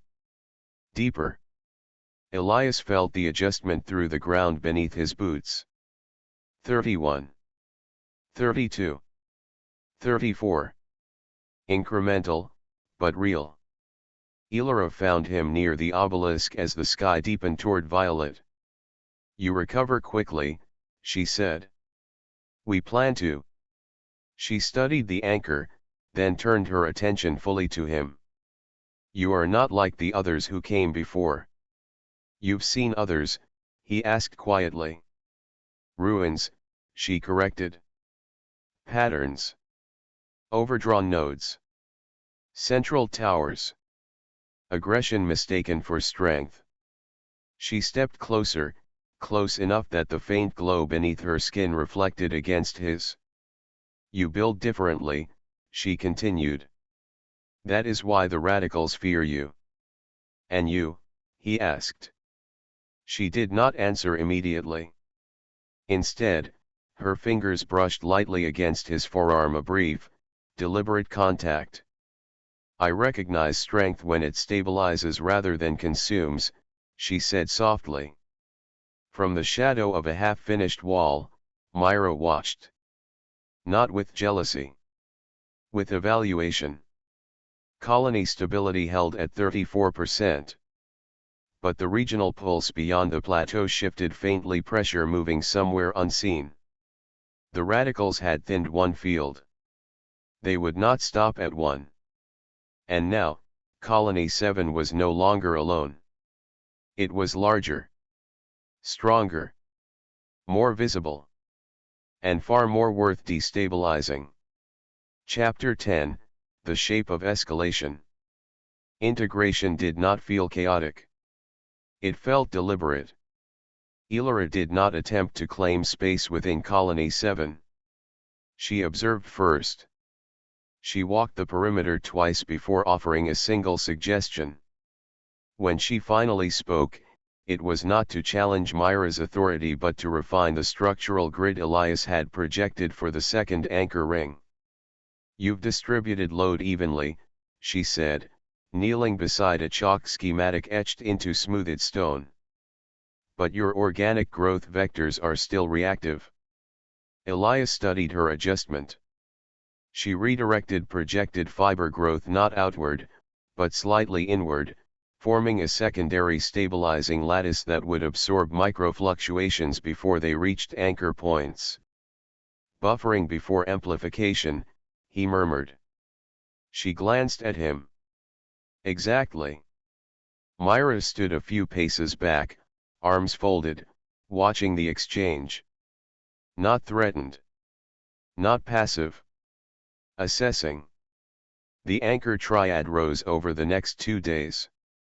3 secondary anchors, equidistant from the obelisk core, linked not by direct amplification but by distributed resonance. Elias moved constantly between calibration nodes, adjusting gradient curves by fractions of degrees. Lisa assisted in mapping microdeviations.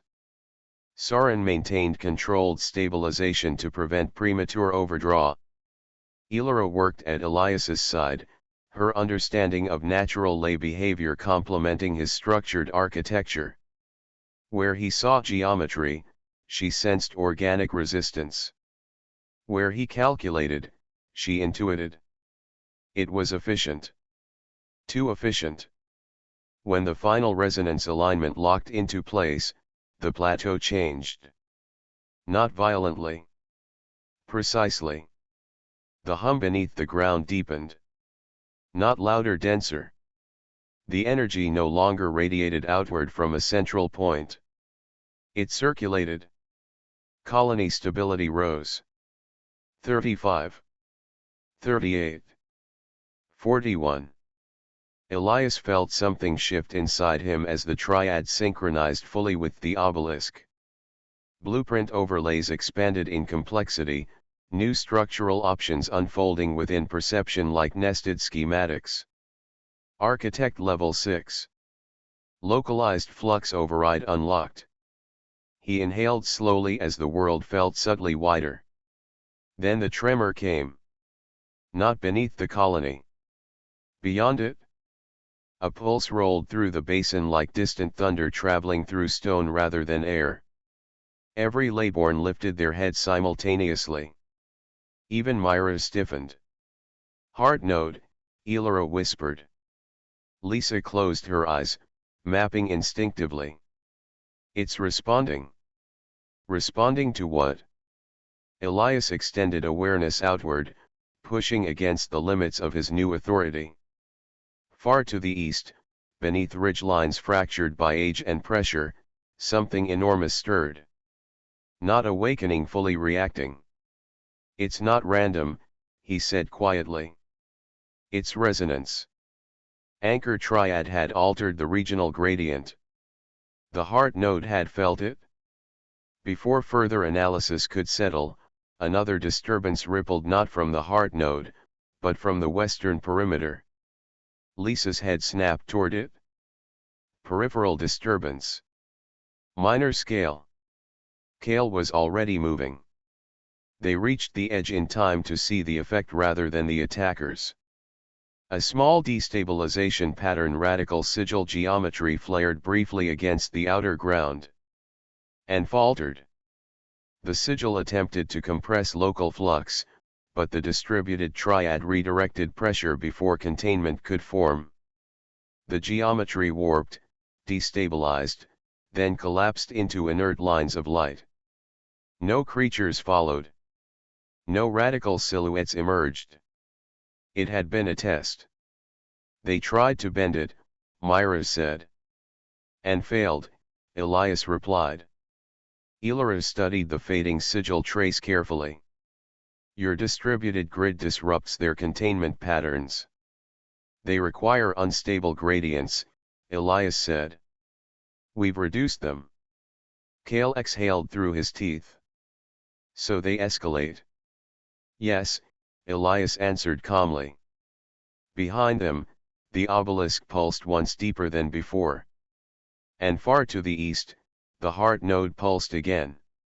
Stronger. Far above the basin, beyond perception of ground-bound eyes, the region was not dark. It was mapped. Lines of probability intersected in layered matrices. Stabilization percentages fluctuated across multiple zones. Historical colony data scrolled in silent comparison. Colony 7, stability, 41%. Previous maximum recorded, 42%. Projected growth trajectory, 47%. Deviation noted. Architect class progression, accelerated. Radical interference efficiency, decreasing. 3 presences observed the shift. They were not embodied, not seated, not crowned. They were vectors of function conscious only in the sense that observation required awareness. Colony 7 exceeds prior developmental models. Architect class anomaly confirmed. Regional gradient altered beyond projected range. Probability threads adjusted. Anchor triad reduces destabilization vectors by 18%. Radical strategy effectiveness declining. A pause. Escalation required. Not yet. Heart node parameter shift detected. The projection expanded. The heart node pulsed within the matrix, interacting not only with radical interference but with Colony 7's distributed resonance. Regional threshold approaching competitive phase. Another thread brightened. Subject Myra Halden, resonance increasing. Architect influence sufficient. Continue observation. Probability recalculated. If Colony 7 surpassed prior thresholds, trial intensity parameters would require adjustment. Escalation tier realignment potential, rising. Observation maintained. On the plateau, Elias felt the pressure though he could not see its source. The heart node was no longer dormant. The radicals had not withdrawn. They had been recalibrated. They wanted instability, he said quietly. Myra stepped beside him. And now? He looked east, toward the unseen pulse beneath stone. Now they have opposition. The wind shifted across the plateau. Stability held at 41%. But the frontier had entered a new phase. Not survival. Competition.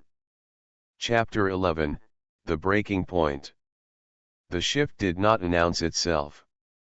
There was no system message. No flare of visible warning. Stability reached 50% at dusk, the anchor triad humming in synchronized circulation around the obelisk. The plateau felt different, less like a defended outpost and more like a living structure, pressure balanced across rings of stone, fiber, and crystal. For a moment, there was quiet. Then the sky darkened. Not with clouds. With movement. Lisa saw them first. Above, she said sharply. They descended without sound, at first sleek, angular silhouettes against fading light. Wings like fractured glass. Bodies elongated, plated in thin crystalline armor that refracted the obelisk's glow. Sky reavers. The first projectile struck the northern wall before anyone shouted. A spear of concentrated flux tore through reinforced stone, exploding inward in a burst of shimmering shards. Workers scattered. Kale was already moving, shouting orders as a second volley rained down in precise arcs. They're targeting anchors. Lisa called. She was right. The projectiles weren't random. They struck in triangulated patterns, probing structural seams, not defenders. As if in answer, the ground trembled beyond the eastern perimeter. Siege spines emerged from the earth at range, massive, low-bodied creatures anchored by clawed limbs. Their backs split open, revealing long crystalline growths that aligned and began to glow. A heartbeat later, the bombardment began. Spikes screamed across the plateau, striking not the walls directly, but the base of anchor pylons. Stability dropped instantly. 50 rightward arrow, 47 rightward arrow, 44. Localized override, Elias said under his breath. The world shifted. He extended awareness through the triad, redistributing flow from the western anchor to reinforce the northern line. Energy rerouted along the distributed grid rather than through a single point. The next spike struck and held. But the air above rippled again. Sky Reavers shifted formation. They weren't chaotic. They were synchronized. Myra leapt from the inner ring to the mid-wall platform, blade flashing as a Reaver dipped low. She severed one wing cleanly, the creature spiraling downward in a scream of fractured crystal. "Strike team," she shouted. "East flank, take the artillery." Kale vaulted the wall with brutal efficiency, Lisa covering his advance with precision fire. Each shot she released struck joints, wing membranes, optic clusters.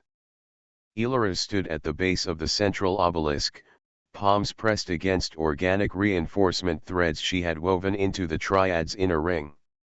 The fibers brightened under her touch, distributing microfluctuations that would otherwise cascade into structural failure. The siege spines adjusted. Their spines angled higher. A new pulse rolled outward from their formation. And something rose between them. Not as large as the artillery beasts. Not as swift as the aerial attackers. But central. A flux conductor. Its body was compact, multi-limbed, crystalline growth spiraling upward like a twisted crown. Each time it pulsed, the Sky Reavers adjusted formation mid-flight. The siege spines corrected aim by fractions. Coordination. "That one," Elias said. "Kill it." Myra did not hesitate. She broke from the wall and sprinted beyond the perimeter, Kale at her flank. Lisa repositioned for a clear angle, Soren holding rear stabilization for the wounded accumulating behind the line. Another volley descended. One projectile slipped past Lisa's intercept. It struck the inner ring. Jason had been kneeling beside a fallen worker, hands glowing as he sealed a punctured lung. The shard hit him from the side. Not through the chest. Through the rib line. It embedded and shattered. Jason collapsed without a scream. Soren reached him in seconds, but his face went pale. "It's crystallizing," he said. Fine veins of silver spread beneath Jason's skin, radiating outward from the wound. Elias felt the triad stutter. 42 rightward arrow, 40 rightward arrow, 38. He forced his attention back to the battlefield. If the conductor lived, they would lose more than one healer. Myra reached it first. The conductor pulsed. The ground around her warped, forcing her weight sideways mid-strike. Kale absorbed the follow-up shockwave with brute reinforcement, crashing through fractured stone to anchor her footing. Lisa's arrow struck the conductor's upper lattice but deflected. "It's amplifying," she said through clenched teeth. Elias pushed deeper into the triad. Not outward. Downward. He rerouted surplus energy beneath the conductor's footing, destabilizing the soil rather than the creature. "Now," he shouted. Myra pivoted as the ground shifted, blade cutting through the momentary imbalance. The crystalline crown split. The pulse faltered. Kale drove his reinforced shoulder into its core. The conductor shattered. The coordination above dissolved instantly. Sky Reavers broke formation, their attacks erratic. The siege spines lost synchronized timing. Lisa eliminated 2 in rapid succession. Within minutes, the plateau fell into ragged silence. Shattered crystal littered the outer ring. The northern wall smoked where spikes had struck deep. One anchor flickered but held. Stability stabilized at 43%. Not victory. Survival. Elias turned immediately. Jason lay pale against the stone floor of the inner ring. Silver crystal veins traced across his side and up toward his shoulder. Soren pressed glowing hands against the wound, sweat running down his face. "It's not poison," Elias said quietly as she knelt beside them. "It's crystallized flux corruption." Jason's eyes fluttered open briefly. "I'm fine," he whispered, though his voice was thin. "Just, slower." "Save your strength," Soren snapped. Jason's gaze found Elias. "Don't drop the grid, because of me." Elias felt something tighten in his chest. He would not. Elias examined the spreading pattern carefully. "It will continue to grow," she said. "The shard embedded deeper than we thought." "Can you stop it?" Myra asked. "Not here." Silence settled heavy. "There is a plant," Elias continued. "It grows where pressure builds but does not rupture. Near a microfissure east of here. Near the heart node." Elias understood immediately. "That territory isn't neutral," Kale said. "No," Elias agreed. Soren did not look up. "I can slow it? Not reverse it?" "How long?" Myra asked. 2 days, he said. "Maybe less." The decision was not dramatic. It was structural. If Jason died, Colony 7 lost more than a healer. They lost redundancy. Tier 2 would not forgive that weakness. "We go," Myra said. Elias nodded. He turned toward the eastern horizon, where faint pressure still pulsed beneath stone. Stability held at 43%. The heart node responded faintly in the distance. Colony 7 had crossed 50. The frontier had answered. And now, survival required stepping closer to its center. Chapter 12, Beneath the Threshold. The eastern terrain changed long before the heart node came into view. The land did not rise into mountains or collapse into visible ruin, instead, it fractured subtly into wide hexagonal plates of dark mineral stone that seemed too regular to be entirely natural. Thin veins of pale luminescence ran between them, not in chaotic patterns like corrupted zones, but in deliberate, converging lines that suggested pressure contained rather than released. Elias felt the difference immediately. This was not unstable territory. It was regulated. "Careful," Elias murmured as they descended into a shallow basin cut by ancient fissures. "The ground here remembers pressure." Myra moved ahead of the others, blade drawn but lowered, her posture balanced in a way that suggested she was not bracing for attack but listening for rhythm.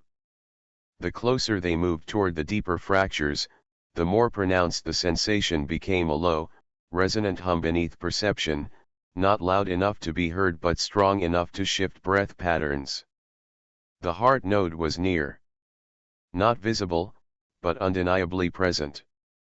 The fissure where the plant grew was narrower than Elias expected, a vertical wound in the earth that descended into darkness where faint pulses of light shimmered intermittently against crystalline growths embedded along its walls. At the lip of that fracture, anchored in a cluster of mineral ridges, the plant swayed gently despite the absence of wind. Its petals were translucent, veined with soft internal luminescence that intensified and dimmed in rhythm with the pressure below. The core of the blossom glowed faintly gold, but the light was unstable, flaring when Myra stepped closer as if responding to her presence. "That's it," Elias said quietly. "Shard bloom." Elias knelt carefully, extending his awareness not outward but downward, mapping the flux concentration around the roots. The plant did not simply grow in the fissure, it drew from it, filtering compressed energy through organic structure. Extracting it carelessly would destabilize the pressure gradient. "Hold the perimeter," he said without looking up. Kale positioned himself between the fissure and the open plateau, scanning ridgelines with narrowed eyes. Lisa circled slowly, tracking subtle distortions in the air that might indicate movement beneath the plates. Elias placed one hand lightly against the stone near the root cluster, stabilizing microfluctuations before they cascaded. Elias adjusted his grip and severed the root system precisely at 3 tension points rather than 1, lifting the plant free in a controlled motion that minimized the sudden drop in localized pressure. The heart node pulsed. It was not violent. It was deliberate. A deep, resonant surge rolled outward from beneath the earth, traveling through the hexagonal plates in a widening arc that forced all of them to steady themselves. The luminescent veins between the stone segments flared briefly, then dimmed. Myra exhaled slowly. "It reacted," she said. "Yes," Elias replied, carefully wrapping the shard bloom in reinforced cloth. "But not like a wound." He was about to stand when Lisa froze mid-step. "There," she said softly. At first Elias saw nothing beyond the repeating geometry of fractured stone and mineral growth, but when he allowed his perception to extend beyond the immediate flux gradient of the heart node, he detected something else. Not wild.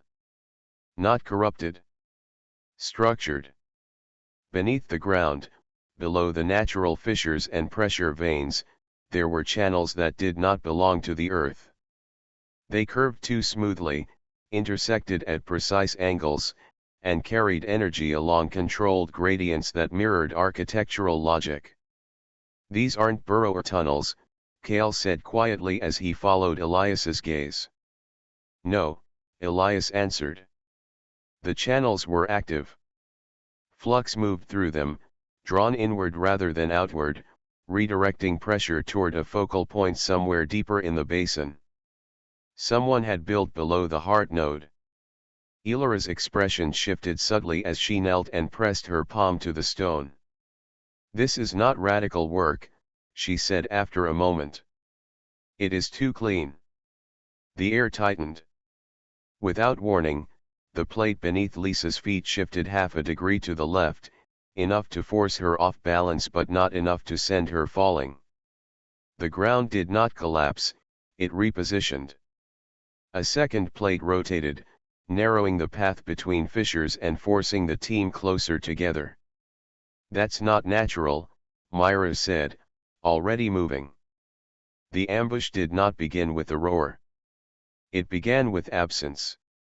A stretch of stone ahead opened silently, revealing a descending tunnel whose edges were reinforced by the same controlled geometry Elias had sensed below.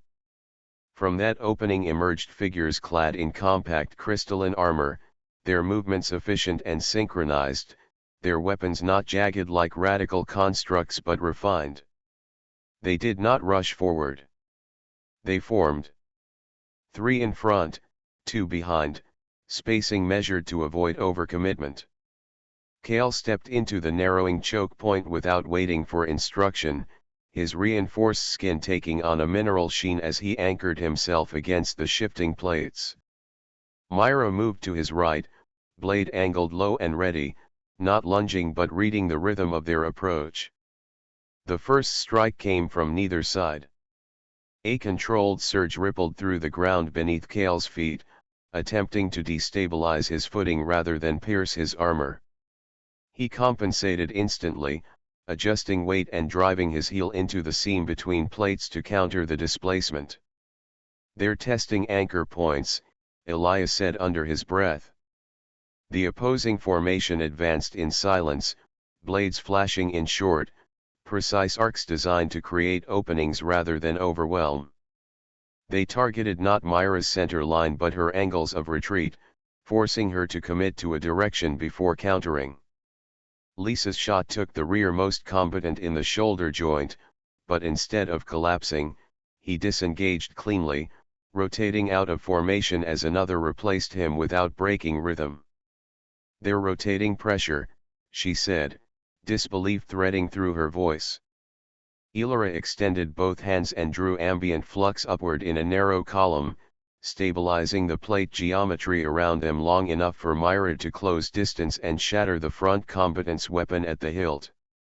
Kale seized the opening, slamming his reinforced forearm into a chest plate and driving its wearer backward into the tunnel mouth. Elias extended awareness deeper. Beyond the immediate ambush, he felt it clearly now, a network.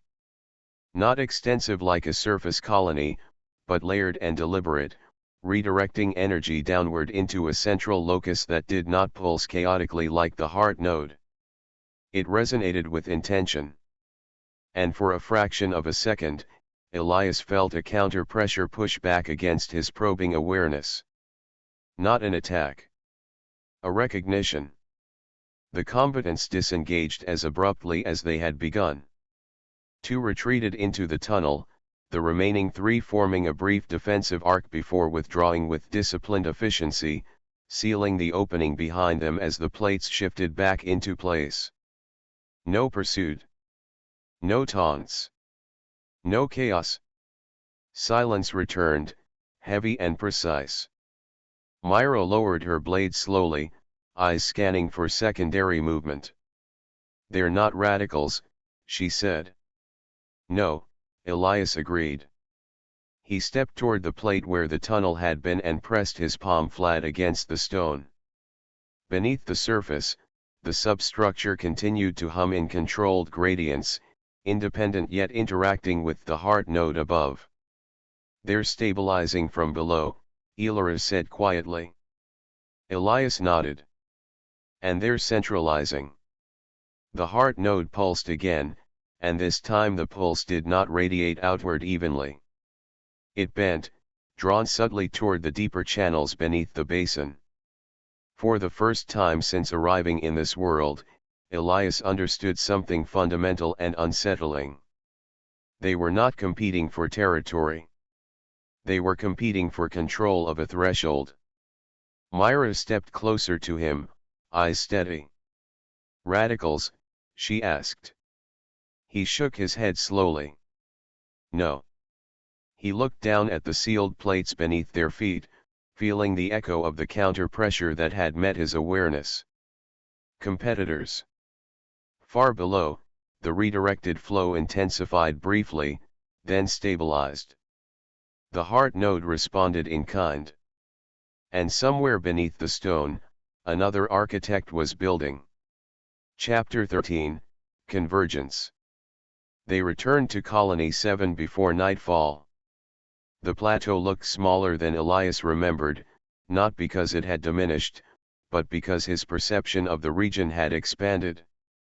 The anchor triad pulsed steadily upon their approach, its distributed resonance stabilizing the inner rings even as faint irregularities rippled along the outer perimeter.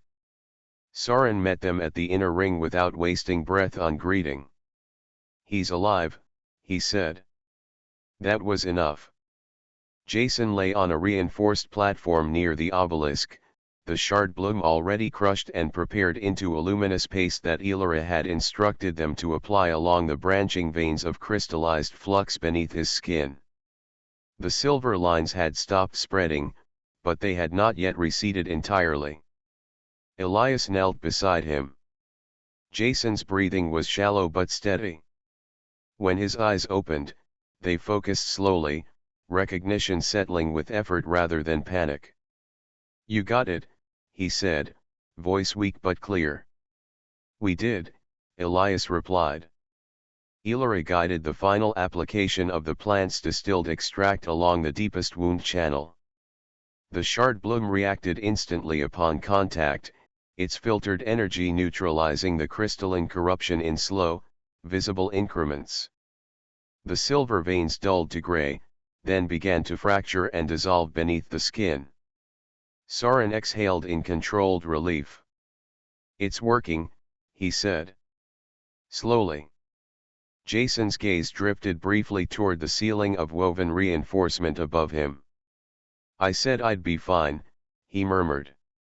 "You were wrong," Myra said quietly from the edge of the platform, though the edge in her tone carried more restraint than rebuke. Outside the inner ring, repair crews moved without panic but with urgency. The northern wall remained fractured, temporary supports holding the worst damage in place. One of the secondary anchors still flickered intermittently, requiring constant micro-adjustment from two of the Leybourne stabilizers. Stability hovered at 46%. Not catastrophic. Not comfortable. Elias rose and stepped beyond the obelisk's immediate glow, extending his awareness outward. The difference was immediate. The regional flux did not behave as it had before they left. It fluctuated in tighter intervals, as if recalibrated to a narrower margin of tolerance. Peripheral zones that had remained neutral now pulsed in intermittent waves of instability before correcting themselves without external interference. "They changed something," Elias said quietly as she approached. "You feel it too?" "Yes." Myra joined them, folding her arms as she watched the faint distortion along the horizon where the land dipped toward the basin of the heart node. "It's not random," she said. "No," Elias agreed. He closed his eyes briefly and let his perception sink below the plateau, past the distributed channels of the triad, toward the deeper substructure he had sensed beneath the eastern fissures. There it was. Another grid. Not vast. But focused. It drew energy downward, centralized rather than distributed, feeding a core architecture hidden beneath stone. The pattern was controlled and deliberate, but it no longer remained entirely separate. The heart node pulsed. And this time, the pulse did not radiate outward equally. It bent. Drawn between 2 points. "We're connected," Elias said. "Not by alliance," Elias replied. "By pivot." The plateau vibrated almost imperceptibly as another low surge traveled through the region. The anchor triad compensated instantly, redistributing pressure before it could cascade into structural damage. Myra's gaze sharpened. "They felt us," she said. "Yes," Elias answered. "But we felt them first." Beyond the basin, beyond even the curvature of the region itself, the network resolved into abstraction. 2 luminous nodes now pulsed within the mapped field. Colony 7, stability, 46%. Subterranean grid, stability, 51%. The heart node shimmered between them, no longer isolated but dynamically influenced by both architectures. 3 presences observed. Dual stabilization confirmed. Subterranean grid active beyond predicted threshold. Surface grid deviation persists. Probability vectors adjusted in cascading layers. Convergence trajectory accelerating. Single grid dominance model historically favored. A pause.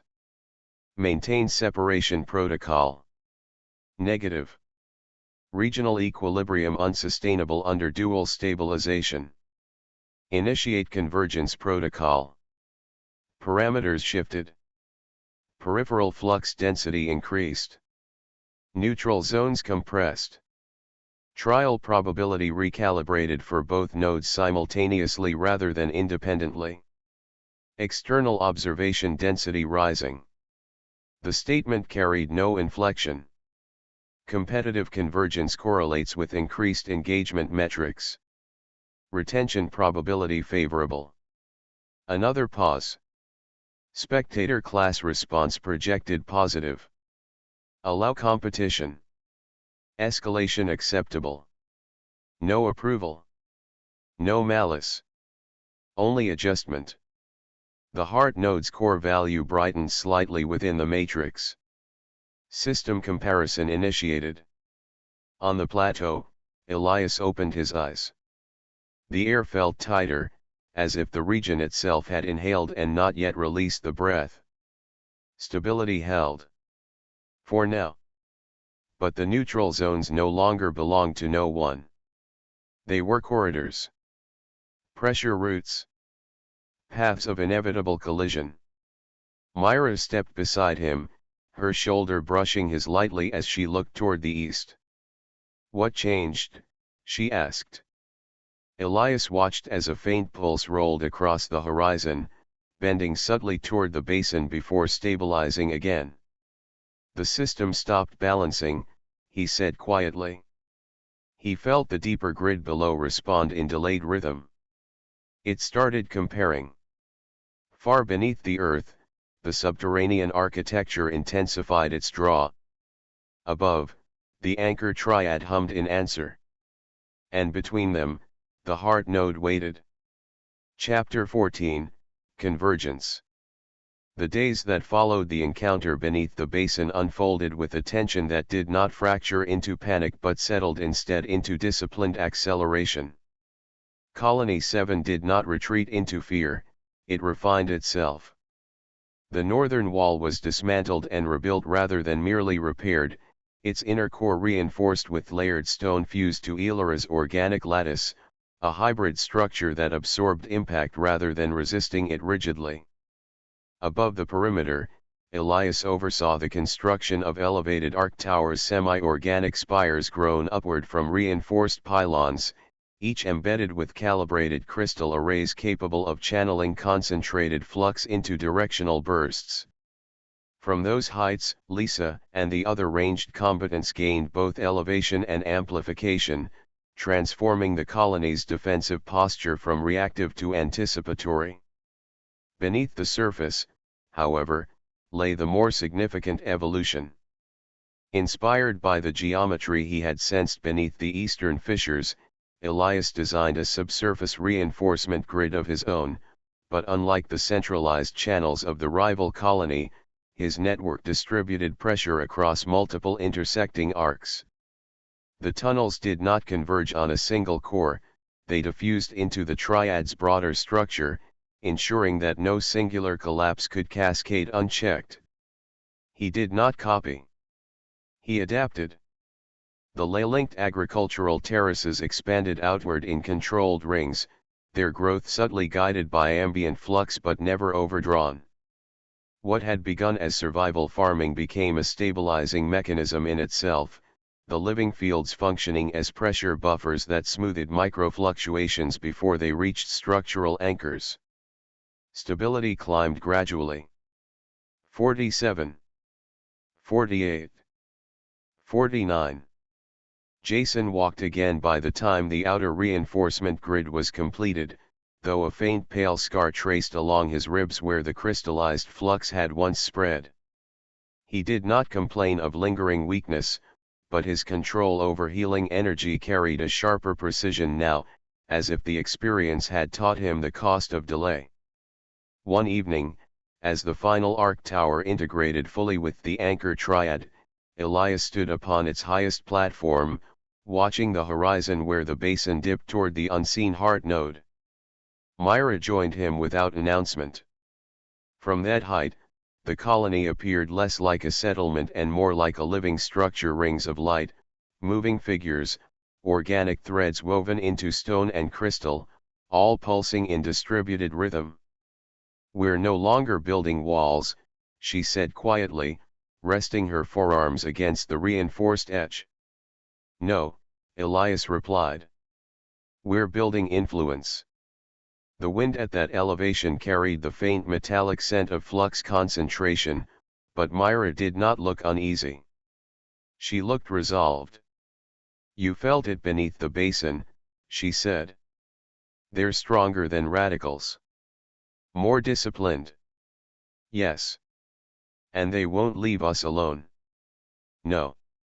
She turned slightly toward him, her expression neither soft nor confrontational, but steady. "Then don't hesitate when the time comes," she said. "If competition is forced, we don't hold back." There was no jealousy in her tone, no unspoken insecurity. Only clarity. "You won't lose me to caution," Elias answered. Myra's lips curved faintly. "Good." Later that night, in the inner ring near the obelisk's muted glow, Elias stood studying the subtle shifts in the triad's distributed gradients. "You avoided centralization," she said without turning as Elias approached. "Even after seeing their efficiency." "Efficiency collapses under singular failure," he replied. "Yes," she agreed. "But singular systems concentrate power more quickly." Elias watched the faint oscillation between surface and subterranean flux. "They're drawing the basin downward," he said. "We're diffusing it outward.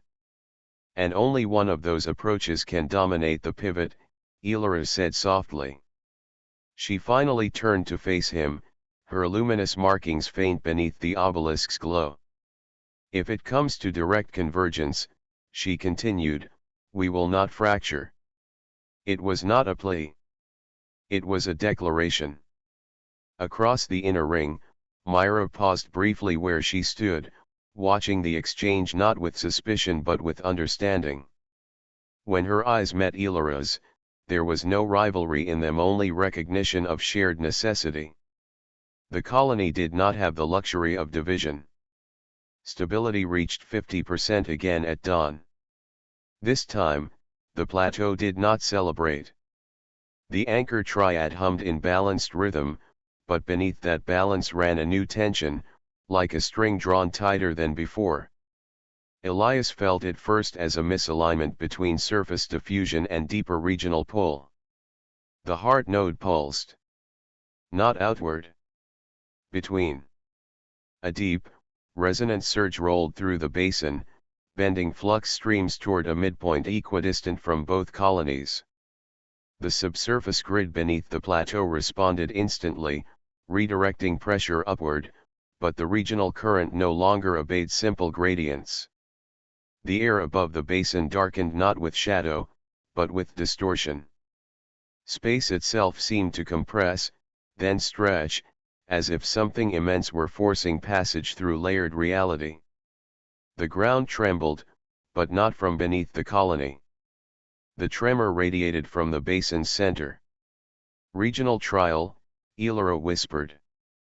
The words carried no doubt. A vortex of compressed flux formed above the unseen heart node, its spiraling energy condensing into form not through organic growth but through assembly. Segments of crystalline matter interlocked in midair, drawn together by magnetic precision. Beneath that structure, sinewed organic tissue fused to metallic lattice, veins of luminous energy threading through reinforced plates like arteries through armor. It descended slowly, each movement controlled rather than chaotic. A leviathan. Not purely creature. Not purely construct. Its elongated body combined plated mechanical segments with muscular organic understructure, each junction protected by overlapping crystalline fins that refracted incoming energy. Along its spine ran articulated conduits that pulsed in alternating sequence, regulating internal flux like a mobile anchor array. Its head was neither beast nor machine but something between, a faceted mask of reinforced crystal framing a central aperture that glowed with contained pressure. The heart node surged beneath it. And somewhere below the earth, the subterranean grid intensified in answer. Elias felt the rival architect at that moment not as a voice, not as a face, but as a counter-pressure stabilizing from the opposite vector. The Leviathan did not turn toward Colony 7. It positioned itself between. Arc towers along the plateau began to vibrate as their crystals resonated involuntarily with the surge. Stability fluctuated. 50 rightward arrow, 48 rightward arrow, 51 rightward arrow, 47. "It's not attacking," Myra said, eyes locked on the massive form suspended above the basin. It's calibrating, Elias answered. The Leviathan's segmented body shifted slightly, and a pulse radiated outward, not destructive, but testing, scanning both colonies simultaneously. Elias felt the triad answer. He did not resist the pull entirely. He anchored into it. Across the basin, the subterranean grid responded in equal measure. Two architectures reached for dominance over the same pivot. The Leviathan's core brightened. System parameters shifted invisibly across the region. Competitive convergence. The trial had begun, not as siege, but as selection. Myra stood beside Elias on the tower platform, her blade resting against her shoulder, not yet raised. So this is what 50% means, she said quietly. Elias watched as the Leviathan lowered slightly, its immense frame aligning with the basin's central axis. No, he replied. This is what comparison means. Far below the earth, the rival architect anchored deeper. Above the plateau, the anchor triad intensified. Between them, the Leviathan waited hybrid guardian, mechanical organic arbiter of dominance. The frontier was no longer measuring survival. It was choosing which structure would shape it.